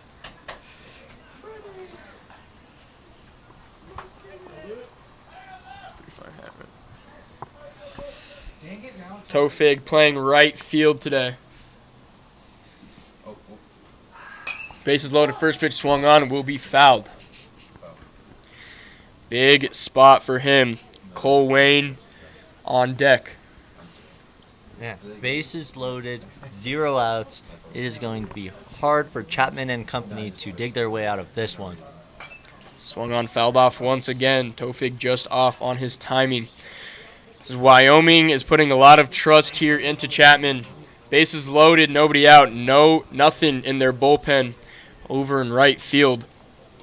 See if they are just trusting in him no matter what and try and get through this inning. Maybe see how this at-bat alone goes. And I kind of like the decision to trust with him, stick with him here. I mean, it's really just 2 mistakes that have made bases loaded here. Really 3, but just 2 big ones here. Bases loaded. Tofig will look at ball number 1. I like the attempt there to go something outside after an 0-2 count. 2 strikes. Chapman comes home. Tofig puts bat on ball. In center field, Mason tracking it will make the catch. Coming home is Roberts. He is in safely. We got a tie game. Sacrifice fly from Luke Tofig. Buffaloes even it up. It's 1-1. Well, Chapman got the out, and he got a hit that was shallow enough to keep the runner at second base put, but not shallow enough to keep the runner at third put. And it's now a tied game.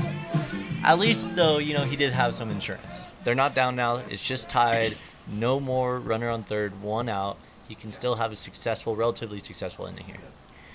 That will put Mardoz on second, Konkowicz at first, For Cole Wayne, his second at-bat walked his first time up. He will swing and get a piece of first pitch for strike number 1.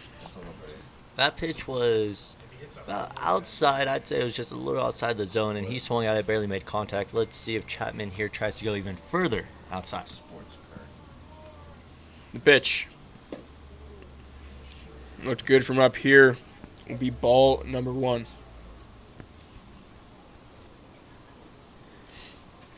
Yeah, 1-1 count here as it has gotten really dark. I don't even see any skaters in the skate park anymore. Oh, never mind. I am. Wayne will look at strike 2. There are very clearly people skating at the skate park. Are there people? I wonder. There are people skating. There's been some good power on these Buffs in left field. If anybody's ever been struck by a home run, I hope not. But you'd think it'd be in the area to where a ball could come and get somebody. Well, nobody is going to be struck there as Cole Wayne strikes out. Yeah, Cole Wayne down on strikes there for the second out of the inning there, because Tofik had the sacrifice fly. So I'll bring up designated hitter Nathan Tunks. Flew out his first time up. Still has Mardoz in scoring position. That's great. That is, yeah. Now, 2 outs now. Bases were loaded not that long ago. If you're CU, you're satisfied with tying up the game, but you really want to bring the second guy currently on second in to take the lead. Chapman takes a long look at Mardoz over at second as he gets a little piece on 1. The flip over to first is in time. Tunks couldn't beat it out. Good play there from Witt over at second base. Flips to first for the third out of the inning. Buffaloes tie it up. It is 1-1. Stay with us. You're watching Scope of Sports.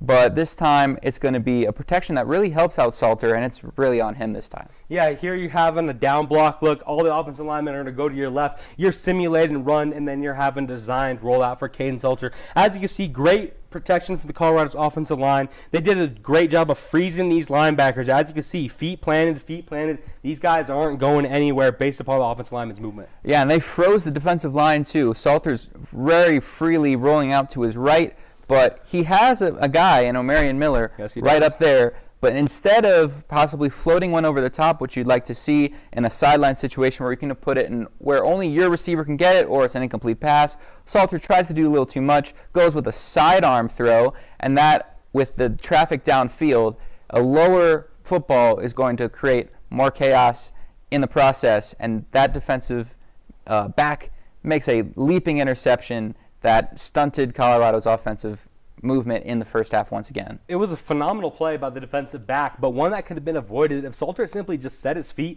and made that decision earlier, Harrison. You saw Salter made a quick pump where he thought about winding up the pass and letting it go, and he hesitated. That brief, hesitation gave the DB a chance to get in position and make that phenomenal play. Yeah, it's razor-thin margins. It was razor-thin margins this past weekend, and we saw it on all 3 of those interceptions. And in a very tight situation here, Colorado's going down to the field, and going down, trying to score before the first half's over.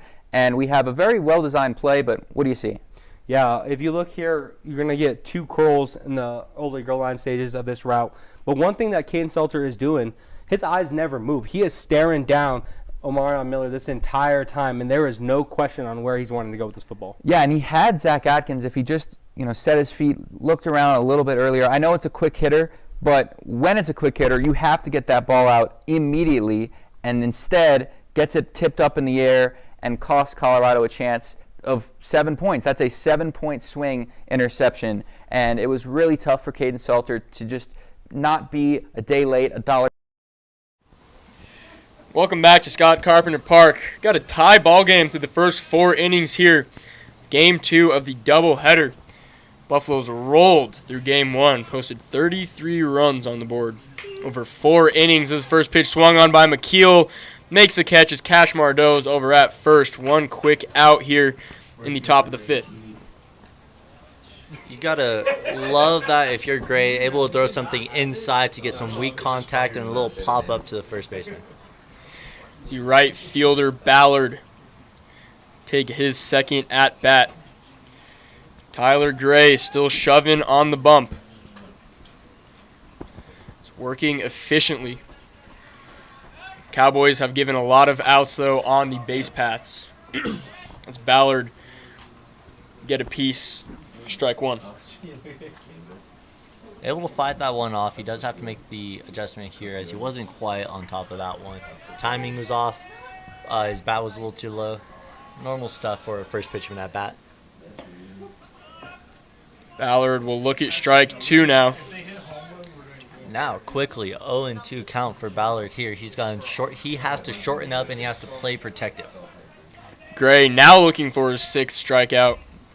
Can he get it here? The 0-2. Gray's going to throw something definitely not in the zone here. Wow. God, Einstein. Timing was pretty. It was a good prediction. I mean, happened right in front of our eyes. That's why SBS brings me in for calls like that. All right, is this going to be a strike or a ball? This is going to be a ball. He's going to try another low one. It's going to be a little closer to the strike zone, but... Swing and a miss. Ballard goes down on strikes. Was not a ball. We're going to fire Colby after the break here. Guys, 2 outs. If you want me to keep my job, comment in the chat, please. The lineup will turn over. Third time around, here's Witt. 0 for 1, walked in the third inning, though. 2 quick outs. Great and efficient inning thus far. Can he make it 3 quick outs? First pitch, swing and a miss. Gray has his control this inning. Beautiful pitch. He had the control and he had the movement on there. And when a pitcher has both, it's so hard to hit against them. That one started high and inside and fell to barely low in the strike zone. What a beautiful ball. Called for ball 1. We'll say umpire isn't very ecstatic with his calls. Kind of making us think and wonder up here. But here's Witt, the 1-1.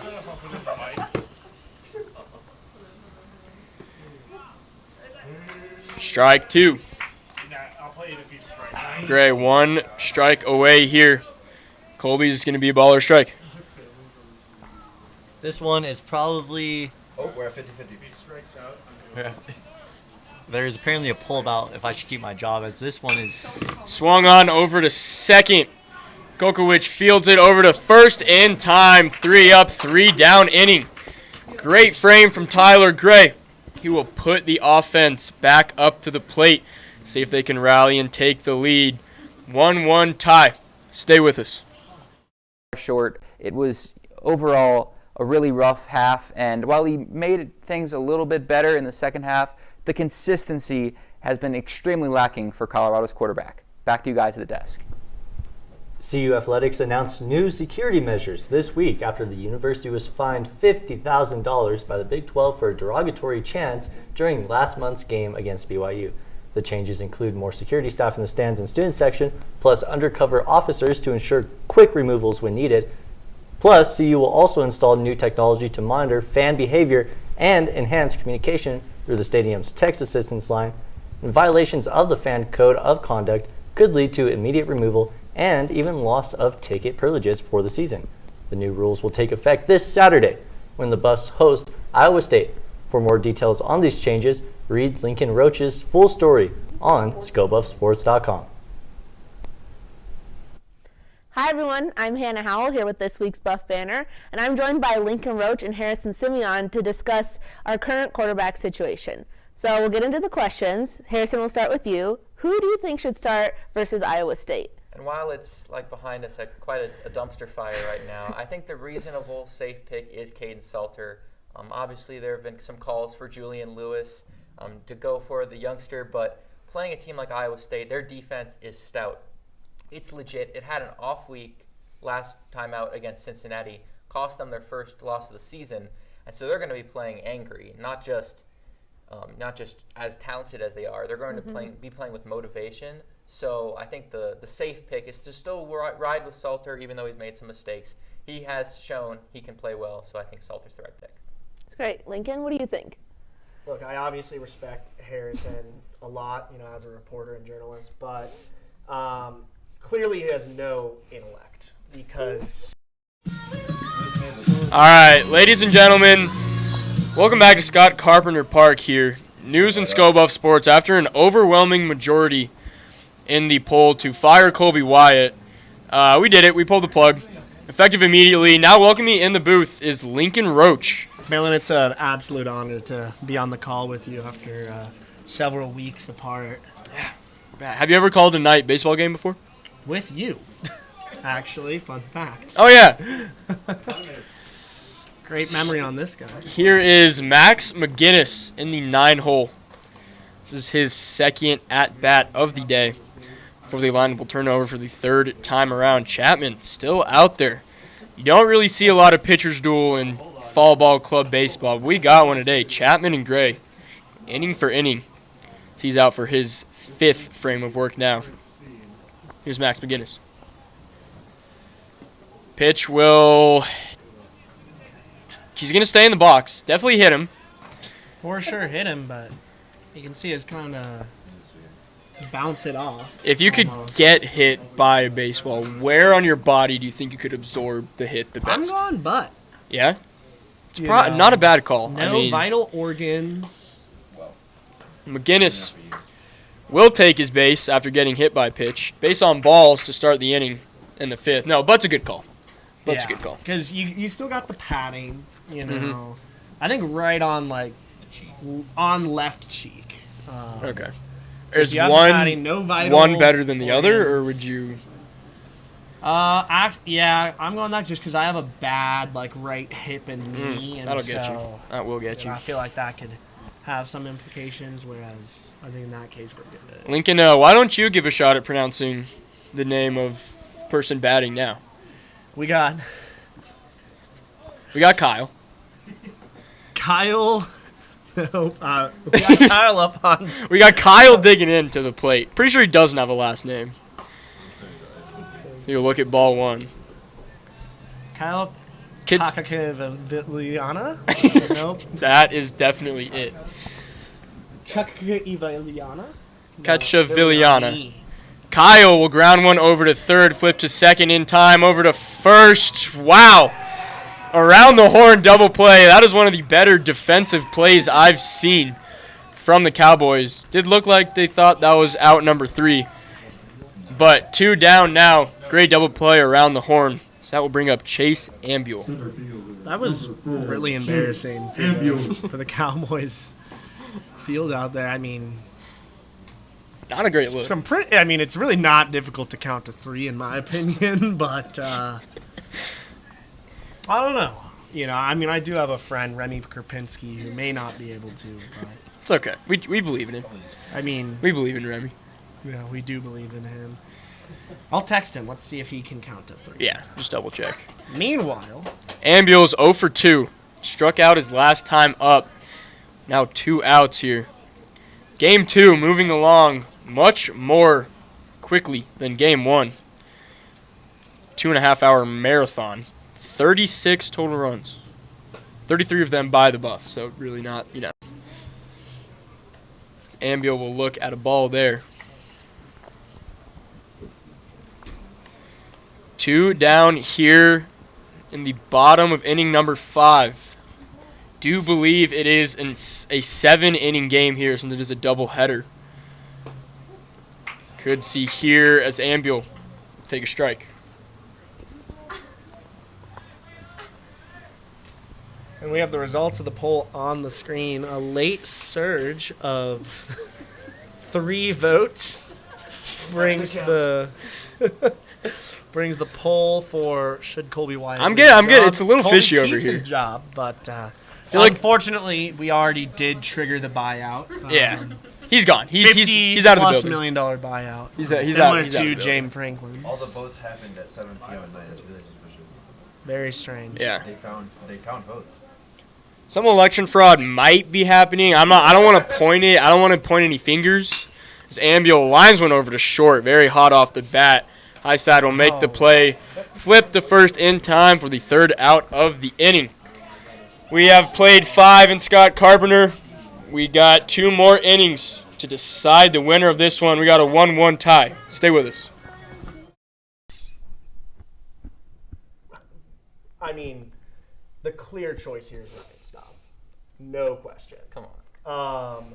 No, but look, I think there is a real case because we've only seen Staub a little bit. We've seen a lot of Salter. We've seen some good plays by Staub and some bad. We've seen a lot of bad plays and some good plays by Salter. I think there's a reason, CU fans at the Delaware game were booing Salter, right?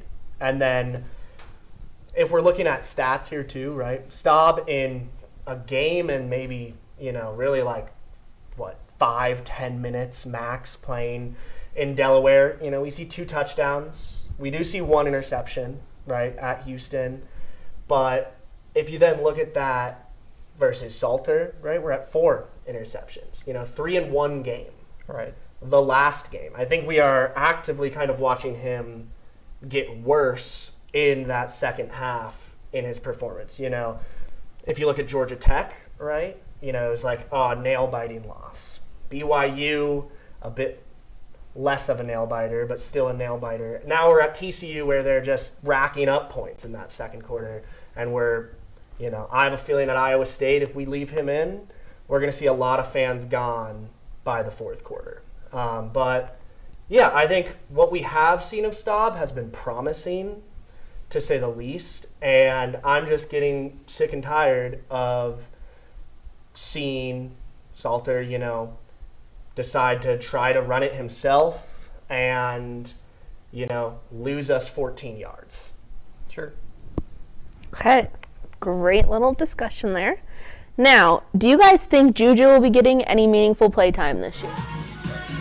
Ladies and gentlemen, we welcome you back. Tie ball game here. 1-1, the Colorado Buffaloes, first team to turn to the bullpen. They will go freshman for freshman, Tyler Gray. The starter will finish with 5 innings pitched, 1 earned run, 6 strikeouts, as Gabe Zebrak will dig in here in the top of inning number 6. Now, Balin, did you know that the highest point on I-80 east of the Mississippi River? Wyoming. Really? Yeah. East of the Mississippi. West of the Mississippi River. There we go. I would assume the highest point would be in Colorado. Well, I-80 doesn't go through Colorado, Balin. That's true. So that's true. Bit of a Wyoming Cowboys outfielder mindset just there. Can't count either. It's 7 in Colorado. 8. But, elevation of 8,640 between Cheyenne and Laramie, near the town of Buford.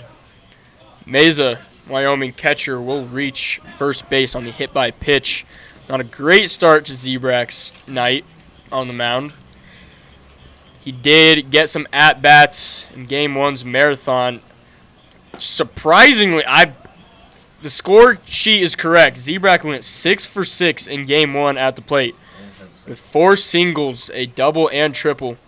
Home run shy of, that's right. He did get subbed out, so that 2 of those singles are not him, but he did come 1 home run shy of the cycle, Game 1, which is awesome. Zebrak on the mound here.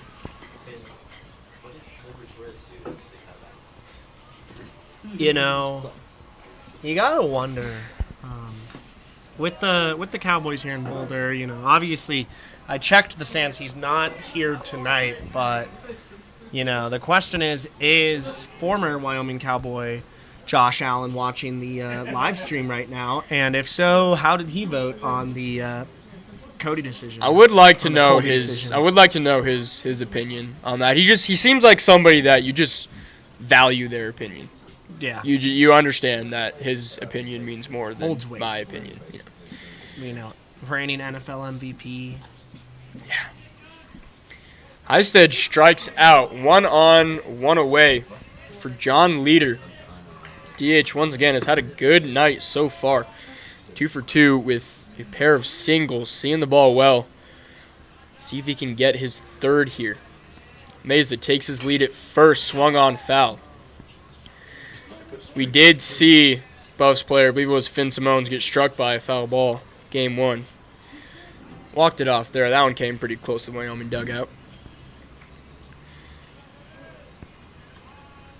Here is the pitch. Zebrak comes home.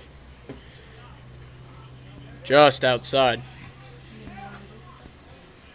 Little inside pitch there to Leader. See if they are trying to pitch around him because he's been seeing it well. Pitch. In the dirt. Heisted kicks for second.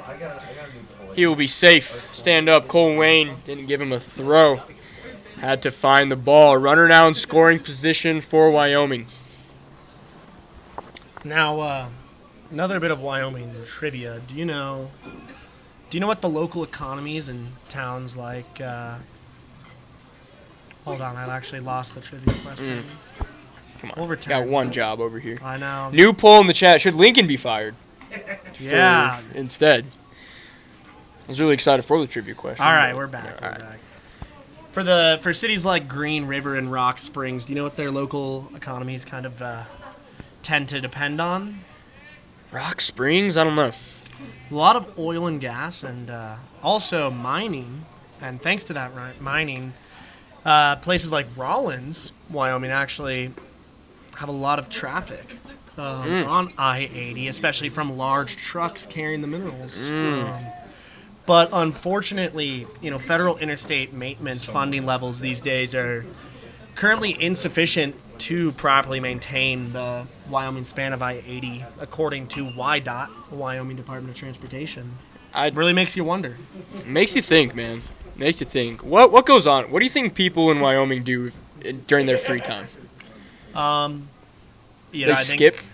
Think they frolic at all? Or? I would say there's a lot of frolicking that goes on in the state of Wyoming. I mean, it's the least populated state, but one of the larger ones. I believe cattle do outnumber people. Yeah, I would make that guess. And so, obviously, it's the state of Cowboy. Right. There are arguably, it's a top 5 state for probably the number of Cowboys. What? As that ball gets past, Wayne tries to check the runner coming over to third. That was Mesa. He is in safely. Not a great throw. Now a chance here for the Cowboys. Go ahead and run 90 feet away. I would make the bet that cows outlast people in Wyoming. At least outpopulate. Yeah. Well, we're getting a fact check here, and wow, holy cow! 2.15 cattle per one person in Wyoming. That is surprising. Roughly 1.2 million cows. Make sure to really focus your attention on the upper right corner. Corner of the screen where you can see it as a 1-1 game, but that ball gets just past the glove of Will Roberts at short. Go ahead RBI single for Mason Mortensen. He will put the Cowboys on top 2-1. Had 2 strikes on him for a lot of that at bat, but he does come through. Buffaloes now trail by 1.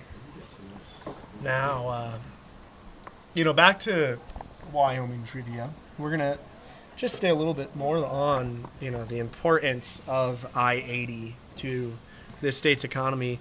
Do you know how many vehicles approximately travel through I-80 in one day in the Wyoming stretch? Knowing Wyoming, I can't be over 12. It's actually 12,000 to 17,000. Okay. 50% of which is trucks. Wow. Semi-trucks. Mason Mortensen will scurry over to second base. Chance to get a little bit more here. Now Wyoming up 2-1. Chapman will swing and a miss there. Now, we know the people to cattle ratio, or the cattle to people ratio. Yeah. Probably the highest in the country. I'm positive. There's no way I mean, it's the least somebody beats populated state 2.1 and cattle per person. The cattle state, or the Cowboy state, I should say. As Chapman goes down on strikes, Zebrak gives up a run, but strikes out 3. Cowboys go on top 2-1. Stay with us. Going to the bottom of the 6th. This week, Iowa State, things might get out of hand. Next week, same thing, Utah. That's 2 tough defenses, 2 extremely well-equipped teams. Salter, while I think he is the right choice, it's kind of the lesser of 3 evils. I'm not saying Lewis or Staub would be all that terrible, but with Lewis, it's just the inexperience. But you have to see it down the stretch this season. You have to give him some shot. While there have been some calls to redshirt, if there, maybe things get too late in the season, you can still give him 3 games, those last 3 or whatever may be the case, and still give him that extra year under his belt to keep developing. So I think Lewis should definitely play. Maybe even this week if things get a little testy. Lincoln? I really agree with you. I think if I'm Coach Prime, I'm kind of already thinking to next year. Right. I mean, obviously, we're going to lose Salter no matter what. And I think as we get worse, we should start playing him more. Really to just give him the reps and experience, as you were saying. And while I think for sure when we're seeing games like West Virginia and Kansas State, I think we'll see a lot of him. I think at a certain point, when we hit that 6th loss, and what's the point anymore for this season, I think there's a good case to just throw him in as starter every game, except that we're going to lose some, Right. Maybe like an ASU, it could be a rough game, but sometimes you want that like horrible experience, that then drives you, gives you that experience you never want to have. Ladies and gentlemen, welcome back to Scott Carpenter Park. Bottom of inning number 6. Both starting pitchers will end their night at 5 as Wyoming turns to the bullpen. They now go to Hogan, who was in the lineup in Game 1. Ended up going 0 for 2 with a flyout and strikeout, but did reach with a walk his first time up. See if he can hold their lead. Wyoming goes on top 2-1. As here's Will Roberts batting leadoff for the 6th. And just another friendly reminder to our viewers to really just focus on that top right corner so you can see that score.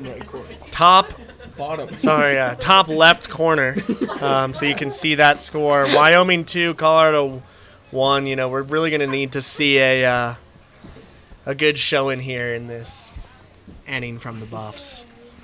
Roberts 0 for 1. Grounded out his first time up. Got hit by a pitch. Ended up coming around to be the 1 run scored for CU thus far. Speaking of pitches. 3-1. Now 3-1. Since our last call, we actually saw the very good baseball-oriented movie Caught Stealing. Great movie. Great movie. Takes place in New York in what we believe is the late 1990s. Pre-2001. Pre-2001. We know that for see sure. A cameo by the Twin Towers. By the Twinnies. See the Twinnies. And see Shea Stadium, former stadium of the Mets. Shea Stadium, and just a Oscar award. Great movie. Austin Butler performance by Austin Butler. Great washed up baseball player, was going to make it in the major leagues and then got in a drunk driving accident. Happens to most of us, I'd say. What? And don't we all have true athletic careers that get derailed by a drunk driving accident? We do. Okay. I'm glad we're all in the same boat. Yes. For me, I truly do believe destined to make the major leagues. Yeah. This one skied from Cash Mardo's first baseman. Camps under it and makes the catch. That is Tolley for the first out of the inning. I'll bring up Lucas Konkowicz. Second baseman, number 29, Lucas Konkowicz. Now, I got a good feeling about this one. It's going to be interesting. Yeah. Yeah. This at bat right here. This at bat right Checks Roberts over at first. here. But speaking of Konkowicz 0 interesting, for 1. I got a fun and interesting fun fact for you about Wyoming. Okay. Did you know that the University of Wyoming is the only public 4-year university in the entire state of Wyoming? That surprisingly doesn't surprise me, as a matter of fact. And with just 12,000 students, it is almost half the size of their biggest rival, Colorado State University. Yeah. Just, that's a pretty small school for the one school. It's true. In the entire state. It's true. Wonder how many cows are enrolled there. I wonder what the ratio of students is students to cow. cattle to people. Well, yeah. honestly, I bet they probably own some cattle. CSU is an ag school. I've heard CSU has a strange obsession with cows. A couple times through the grapevine. Through the grapevine. Now, do you know who was president when the 44th state was established in 1890? Obama. Pretty close.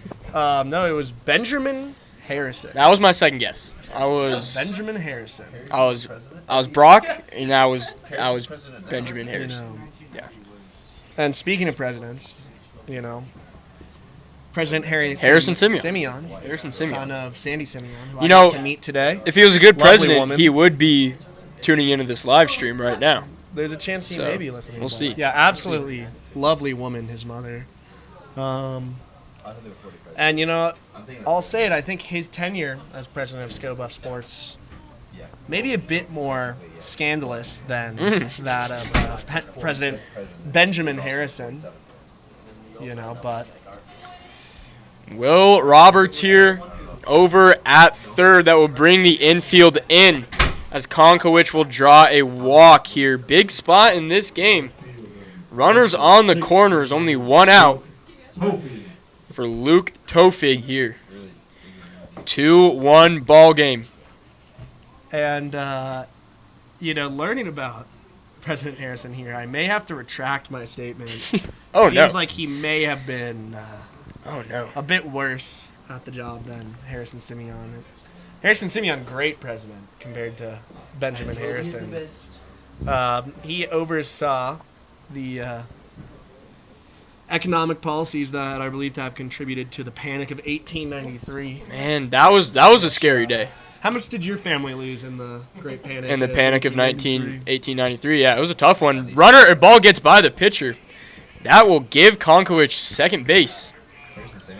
Believe it or not. Now second and third for the Buffs. 2 in scoring position for Tofig. Now, I will say, very interesting little nugget about the Harrison presidency.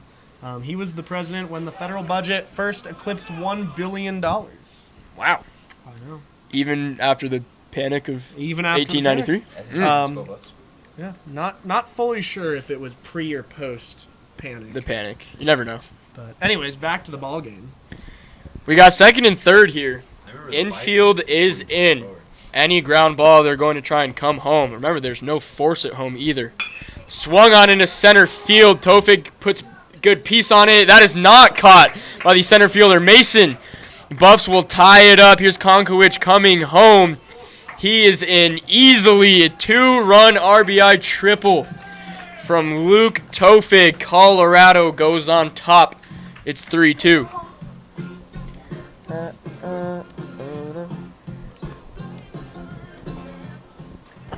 Big piece of hitting there from Tofig. Believe a part of the freshman class. Yes, he is. Big spot for him. Going for that right field spot. I'm assuming that's where he is playing right now. Looks like Wyoming will check on their center fielder, who took a hard fall going for that base hit. Big knock there from Tofig, though. Colorado on top.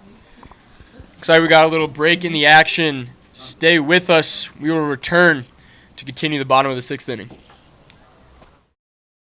again. So that's why I think we could really benefit in the long run from putting him in. Yeah, I think also a point about that is it's the modern college football right now. There's always the transfer portal. If you don't see him at all, teams are going to be looking like, hey, is Juju looking elsewhere? This was a 5-star recruit at some point. Yeah. You have to give him a shot. Otherwise, he's going to maybe get antsy on the sideline, continuing to watch the Colorado Buffaloes lose, and that's never what you want to see. You have to give him that experience. All right, we welcome you back. Wyoming center fielder Mason will remain in the game. Here's the catcher, Cole Wayne. Runner on third, Tofig. Put home the 2 runners earlier, putting Colorado on top. It's 3-2. Here's Wayne. Take a ball there. Do believe these are supposed to be 7-inning games. So now that the Buffs are on top 3-2, they could close it out in the top of the 7th if this game 2 is going 7 innings. Wayne will take another ball.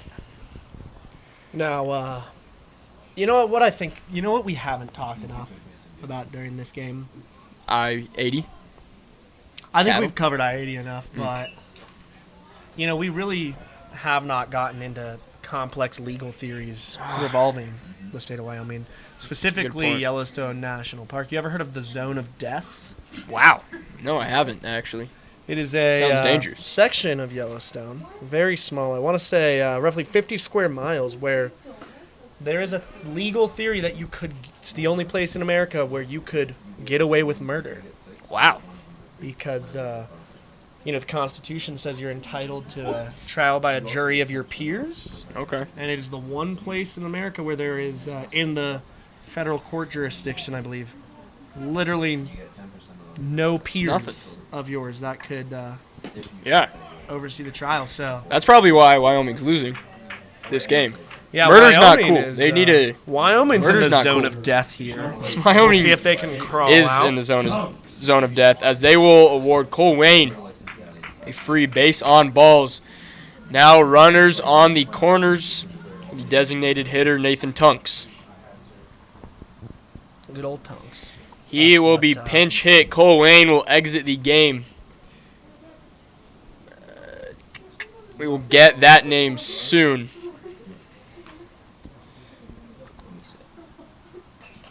He's number 27 for Colorado.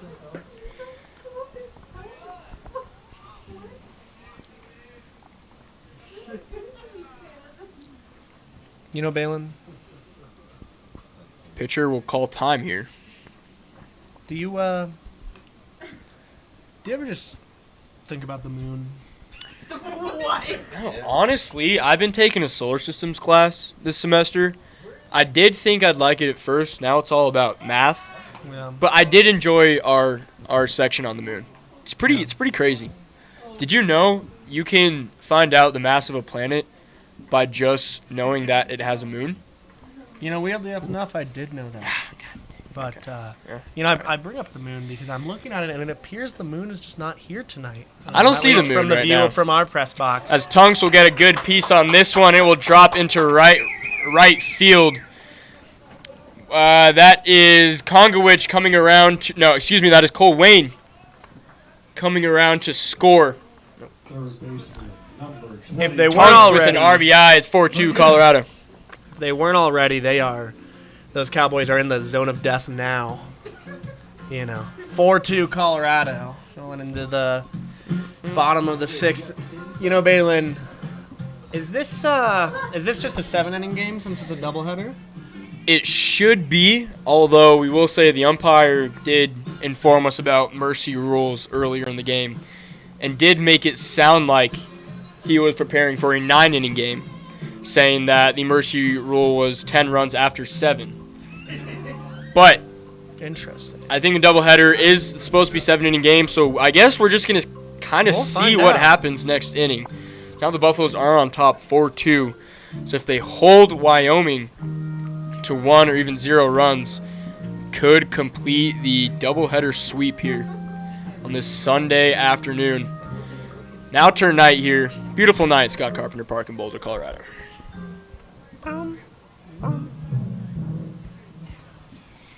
Here is the third baseman, Max McGinnis. Runner on third. Still only one out. First pitch swung on over to the shortstop. Heisted cannot make the play. Could not glove it cleanly. Will come home. Another run for the Buffaloes. It is now 5-2. McGinnis will reach from an error. Who knows? Maybe we will get that 10-run mercy rule after all. Whoa. Still figuring out how to say his last name. You know, could we get the Cacciavalli. voice of Scobuff Sports? I speak Italian. Can we get a pronunciation? Here's Kieran This is Warger. Voice of the Buffs, Kieran Warger, folks. I'm not quite sure the pronunciation of Kyle's last name. I've been saying it on the PA, Cacciavilani. I'm not Italian, so I can't confirm. Cacciavilani. Cacciavalli. I love it. You know, Catch the villain. SBS linguistics expert Nick Evans is also right next to me. Nick, do you have any guesses or maybe a reason why Kieran may be correct with that pronunciation? Well, I know a lot of Italian Americans, or just Americans in general, don't really go by the exact pronunciation. Sometimes they like Americanize it. But if this was Italian, because there's two C's in the name, you kind of hold on the C a little bit. So it would be Cacciavalli. You would kind of hold on that C. Cacciavalli. You kind of hold on that C a little bit longer. Well, however you pronounce it, Oh, he's out.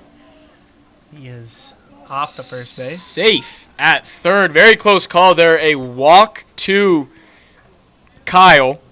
That will load the bases. Looks like Balin's not quite ready to make a. I'm not ready. a I good couldn't attempt. commit to it. But you know, based off that run to first, I'm pretty confident he is definitely an Italian American. I got a good feeling. Wyoming coming to Hogan for a mound visit. Had a great 5 innings from Chapman. Hogan cannot necessarily say the same. Has had a lot of control issues. 4 walks. Has led up 3 runs to come across. And is now in a pickle with bases loaded and still just 1 out. Here's Chase Ambrose for Colorado. Out in center field as Wyoming will make a pitching change. We will step aside when we come back, finish the bottom of inning number 6. Stay with us. So he's not going into next year when he has the keys, when he is the full-time starter, still so inexperienced. For sure. Now, if they keep losing, what kind of changes should they make to their quarterback situation? I have an idea. Okay. And I really think we need to start thinking outside the box here. Play all 3 every game. Okay? You start with Salter, right? You know, put him in for the first quarter. You know, let him rack up 2 touchdowns maybe. You know, he is a first half quarterback. He has gotten off those hot starts. Yeah, he gets off to a hot start. Then, right, for that middle 8, right, as we're kind of getting down to the clock management-esque worries, put Staub in. You know, if nothing else, we have seen him thrive in a 2-minute warning, right? And then, once we're still losing the game, I would just throw Lewis in for the second half and, give him the reps. Yeah. Well, that quite frankly is blasphemous. I think you have to stick with one guy at some point, whether it be, you know, like I said, if things get out of hand, you put in Lewis, but then you go into the next week, you instill confidence into either Salter or Lewis that they're going to get that either. All right, welcome back. We are still learning the pitcher's name for Wyoming. He will come in a pickle. Bases loaded for Chase Ambrose. Still looking for his first base hit on the day, but a very important spot on this one. Buffs could really put this game out of reach here. Now, during the break, we were discussing my midterms, and Swung on to left field. Good piece of hitting from Ambrule. Center fielder will make the catch.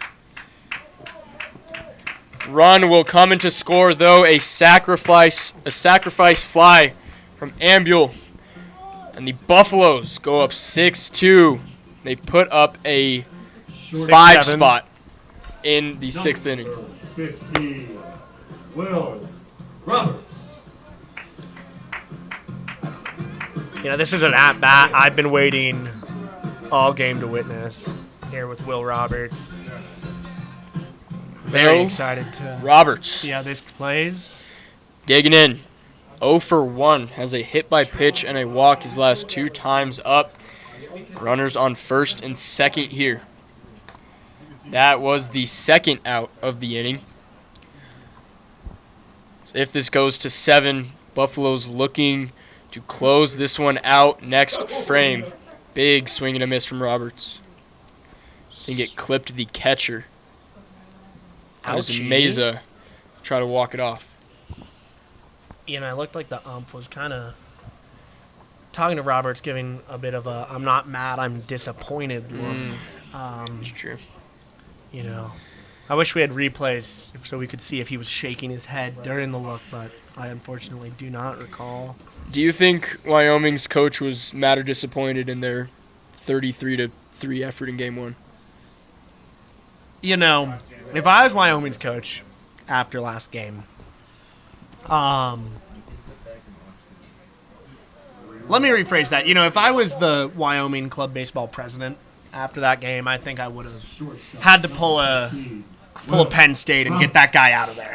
That is just an embarrassment. Make a change at the top. Make a change at the top. Maybe their president could really learn from. Another swing and a miss from Roberts. See, he has 2 strikes on him. Buffs have hit around this inning. Roberts got us started, and he will follow it up with another base hit. Run coming around to score will be safe. No throw to the plate. 6th run of the inning for the Buffaloes. Now going atop 7-2. They may actually do it. We may not know if this game was going to go to 7 innings or not, because we may see that mercy rule take effect. Correction, first baseman, number 14, Cash Mardos. Here is Cash Mardos. Is getting a little chilly here. Scott Carpenter will say that is one weather of baseball. It's not fun to play in, and that is when it's cold. Do you need my hoodie?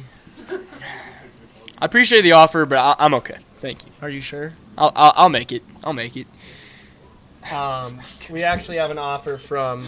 We actually do have linguistics expert Nick Evans for his hoodie.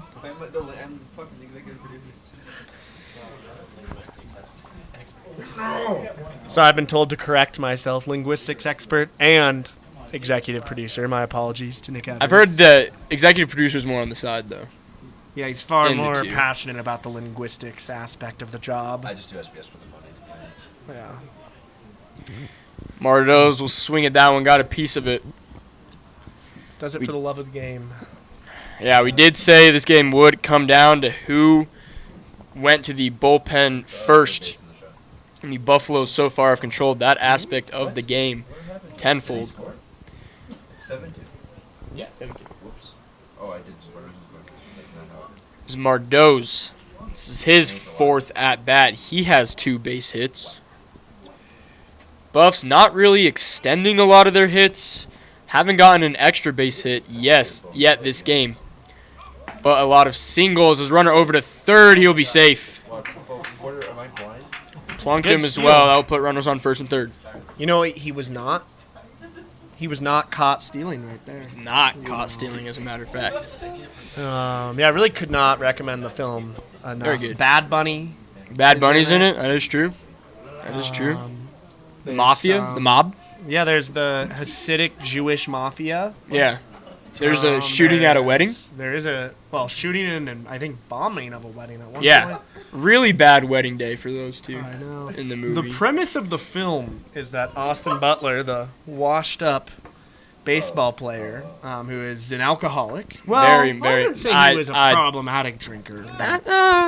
A bit of a heavy drinker. He's cat sitting for his neighbor, and things go awry. We'll put it that way. We won't spoil the movie because Yeah, we don't I'd spoil hate the for that movie to be spoiled. Once again, great Fun film. ending. Roommate plays a big part. There's a cat. There's a cat. The cat's pretty consistent. Balin. Fun fact: we have seen more movies this year than I have done discussion posts for my comms class. We're at 3-1. I believe that. 3-1. I do believe that. Yeah. Out of the three, so what? We got. Yeah, let's rank them. We got one battle after another. Good movie, I will say. A touch long.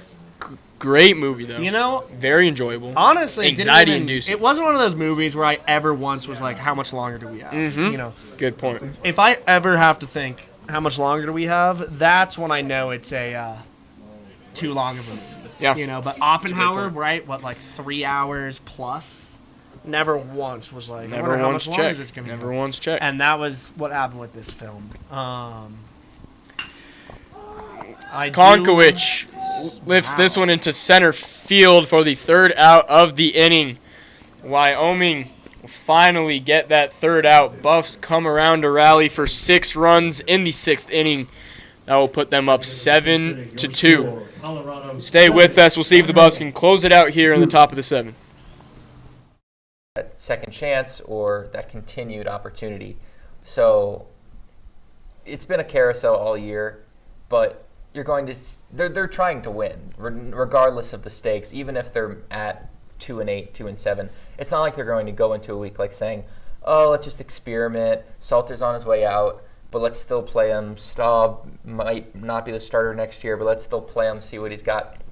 It's just going to keep hurting the confidence of all three of those guys because they're always wondering, "Oh, when am I going to be pulled next?"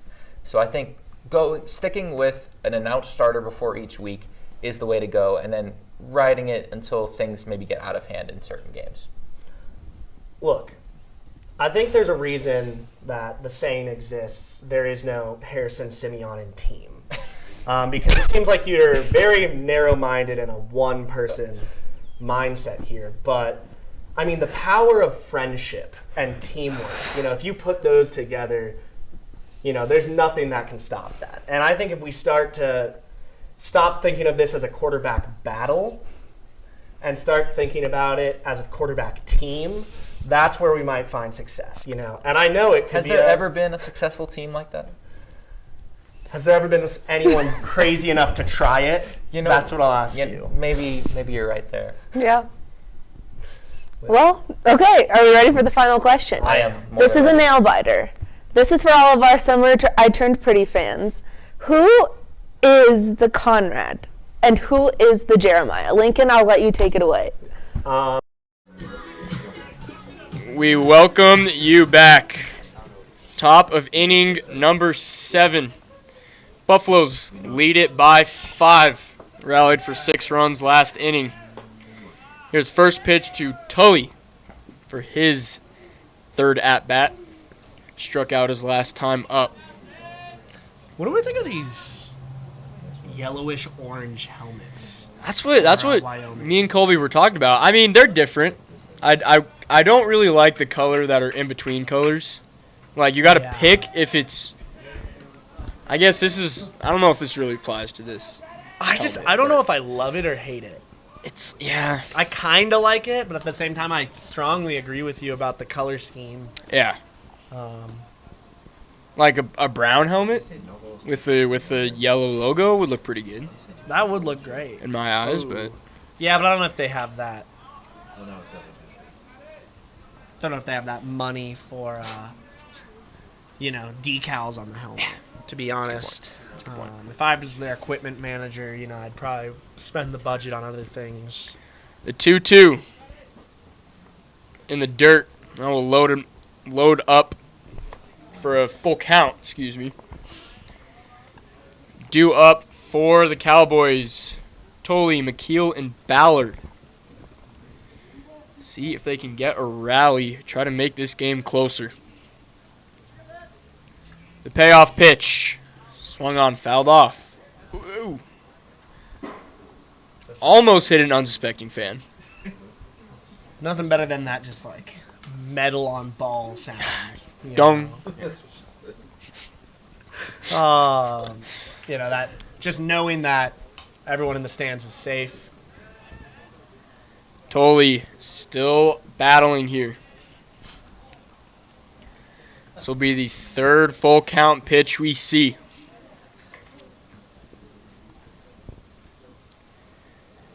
I'm just shaking in anticipation on this pitch. Pitch, strike 3. Froze him on the corner. Cowboys have been susceptible to the strikeout ball tonight. 4, 5, 6. That is their 10th punch out of the game. There's one more home series in the fall ball year after this. CU will welcome in Colorado State Pueblo in November. I believe that is on the 8th and the 9th. Streamed live here on Scobo Sports. Hometown of former color commentator on this game before he was removed by a popular vote. Former Scobo Sports member. Former Scobo Sports member Colby Wyatt. Did have to get fired. And proud P-Town born. 1 down for McKeel. 0 for 2. Indecisive there. Did not go.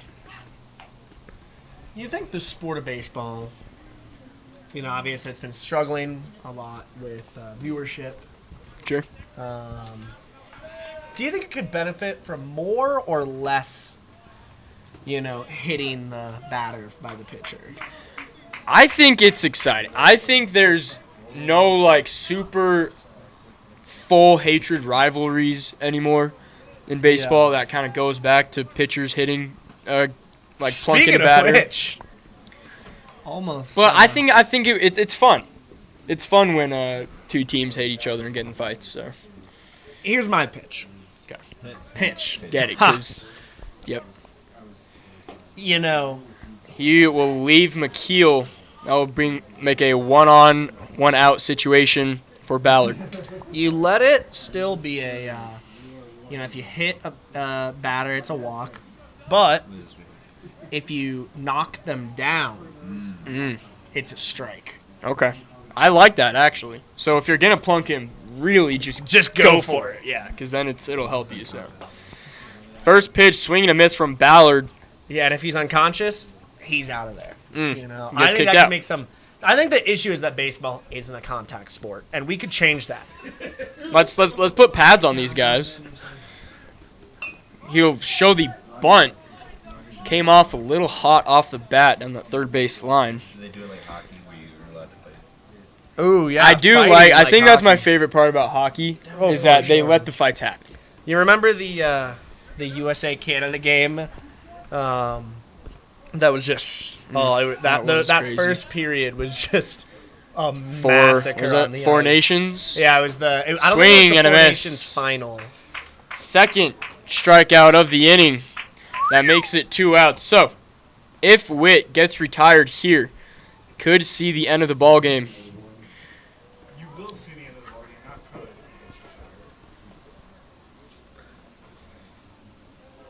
That's my favorite fight of all time. That is true. One of the better baseball fights in recent history was Tim Anderson and Jose Ramirez. Wasn't a great look for Anderson. It's not good when you initiate the fight and you get knocked out just immediately. Actually? Yeah, wasn't a super good look. Jose Ramirez was pretty quick about that one.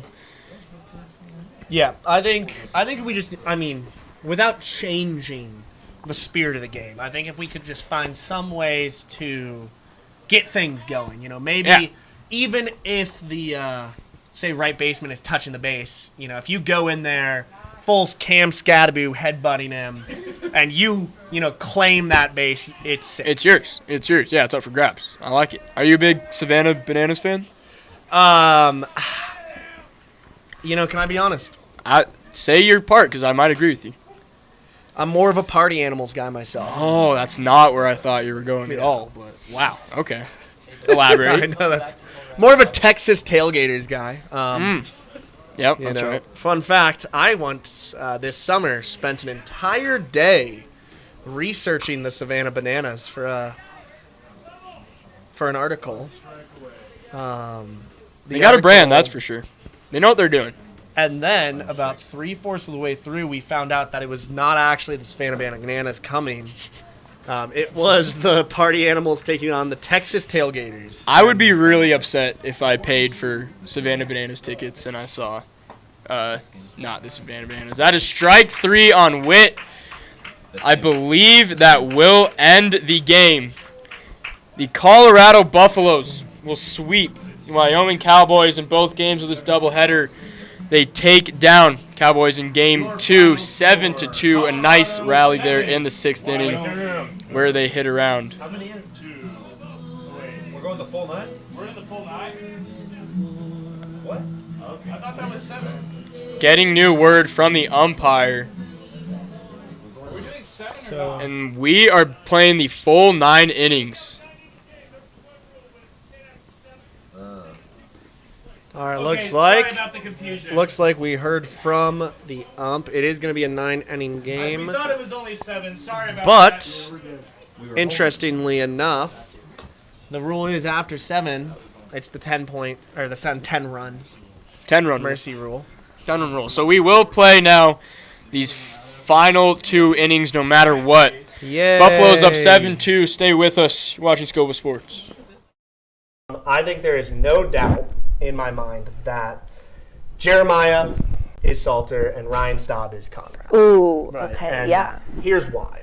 Okay, when I think of Conrad, the first thing that comes to me is loyalty. And if nothing else, Staub is loyal, right? I mean, we saw him stick here knowing that he was under Shador, probably not going to see a lot of action, then stay when given the opportunity to hit the portal when he knew he was going to be the 3rd string, right? When we had a 5-star and a transfer coming in, right? I mean, I think no one loves the Colorado Buffaloes like that man does. I also think you have the long-term potential, right? He still has 2 years left in eligibility. We'll see, that could be 8 years, depending on how many lawsuits Diego Pavia files. And, I don't think even if we do see him never make an appearance this year, I still don't think he transfers. I still think he stays. Now, Salter, on the other hand, Jeremiah, he comes in, he's the hot new guy. And welcome back, as we are now, surprisingly to us, in the bottom of the 7th. 7th inning. Bottom of the 7th inning. Bottom of the 7th inning. I don't know what's going on with you, Colby, but I've been watching this game. So, bit of an error in assumption earlier. We thought it was going to be a 7-inning game. Looks like we're going for 9 unless the 10-run mercy rule is reached. Wowza. As that one is hit into the right field and it is on the ground. What? He is safe for a single. Center and right fielder there have a little collision, little miscommunication, friendship bump. One might call it. Not quite a hug, but I would say an armless hug just occurred. In the right field as they both went and missed. A ball hit into that spot is a great excuse for 2 people to run into each other. Yeah. As that is high and thrown back to first, but he is back safe.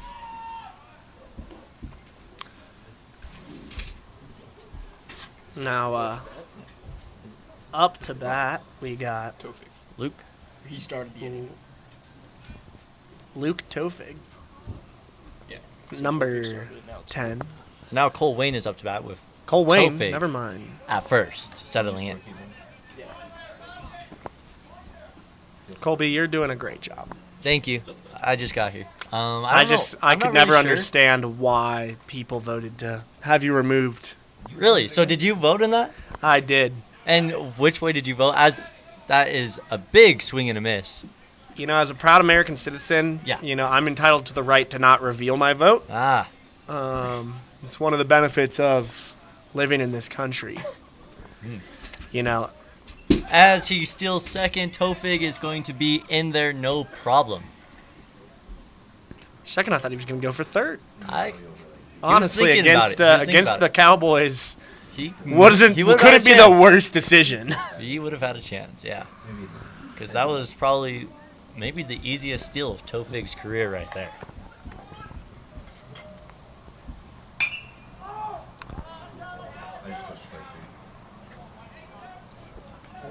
And that ball is hit a car.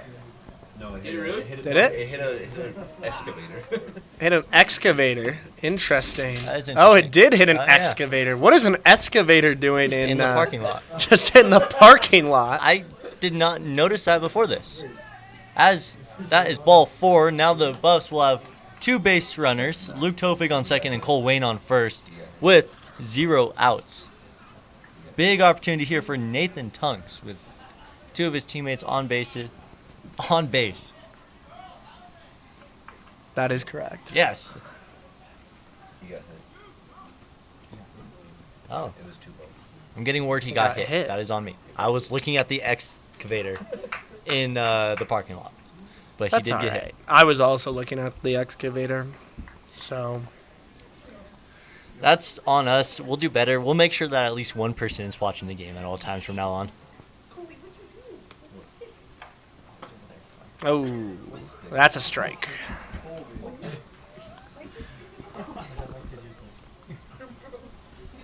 Now, at this point, the Buffs need what? Really, 5? Oh, and it is a double steal here, and there is no competition from the catcher as he just allows them both to take a base. I mean, why not? Yeah. You know, what's the harm at this point? Depending on the outcome of Nathan Tunks at bat, the harm will be 2 runs. But I'm going to say, right, I think it's Buffs need 5 runs, and the mercy rule takes effect if they can pull it off.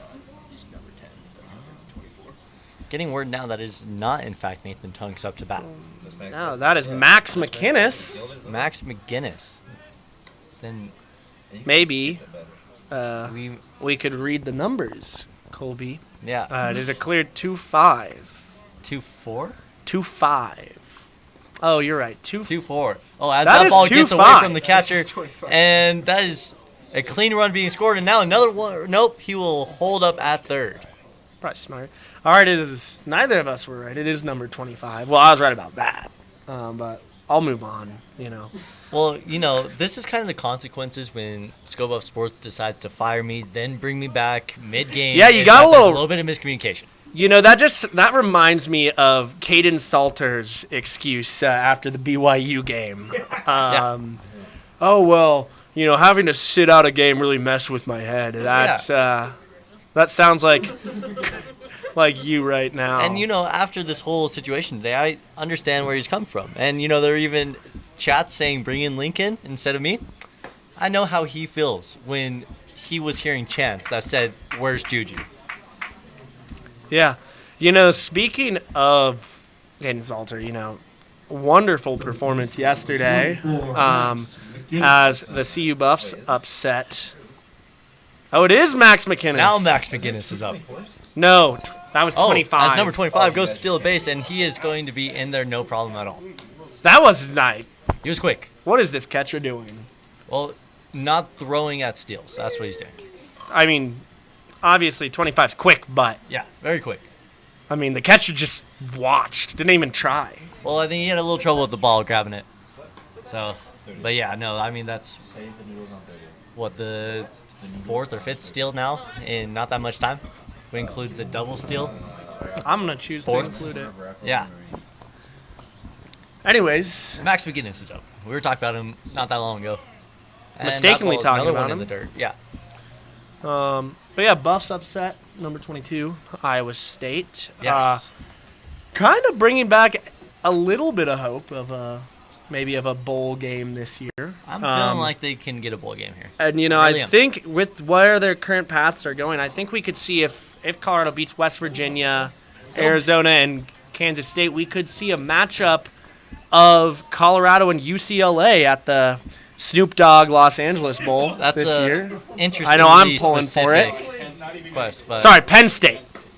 Or UCLA, really. I'm not sure that CU is eligible for the Snoop Dogg Bowl. It's Mountain West versus Big Ten.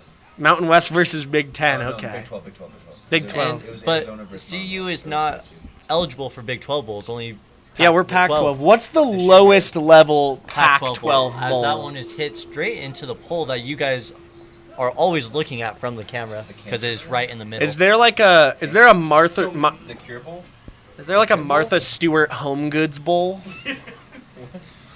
I'd go to that. Let's look up Pac-12 bowls.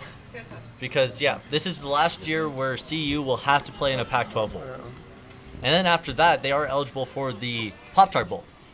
Everybody's favorite bowl. Everyone's As there favorite bowl. is a strikeout right there. Honestly, I would have 10 out of 10 much rather been at the Pop-Tart Bowl this year than the Alamo Bowl. The Pac-12 does have the Holiday Bowl. They also have the Raytheon Defense Technologies Bowl. Oh, no, I'm just kidding. Radiance. No, they have the Radiance Technologies Independence Bowl. Raytheon does have a bowl. There is a Raytheon Bowl? No, it's Lockheed Martin, my bad. Sun Bowl and Las Vegas Bowl and the LA Bowl. Some interesting choices. The Raytheon Drone Bowl between Air Force and between Air Force and Navy. As that ball is taken low Oh, for a that ball, would be a I'll good even name for the count at matchup. 3-2. The Drone Bowl Bowl. with 2 runners in scoring position. The what bowl? The Drone Bowl. The Drone Bowl, that the would- Air Force Navy matchup. That could be a good name for it. But it just has to be Air Force Navy every year. Well, I think that makes the most sense.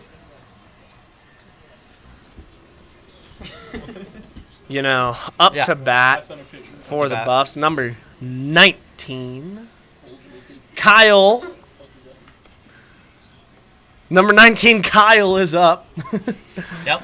Do we want the full pronunciation from Nick Evans? At this point, Kyle Cacciavani. Yes! That's how you do it. That's how you call a game. Yeah. Cacciavani. Well, no, because you see Cacciavani. the I makes like an E sound, and the A makes an sound, so it's Cacciavani. Whatever it is, it's Italian. Cacciavani. Cacciavani. Either way, he's looking to drive in 2 CU runs right here. But instead, he will take the walk to load the bases for this CU squad. How many walks are we going to see from this pitcher? At least 3. Ay, ay, ay. A little bit of a Are they play taking it date out? on the pitcher's mound. Looks like the bullpen is getting a call.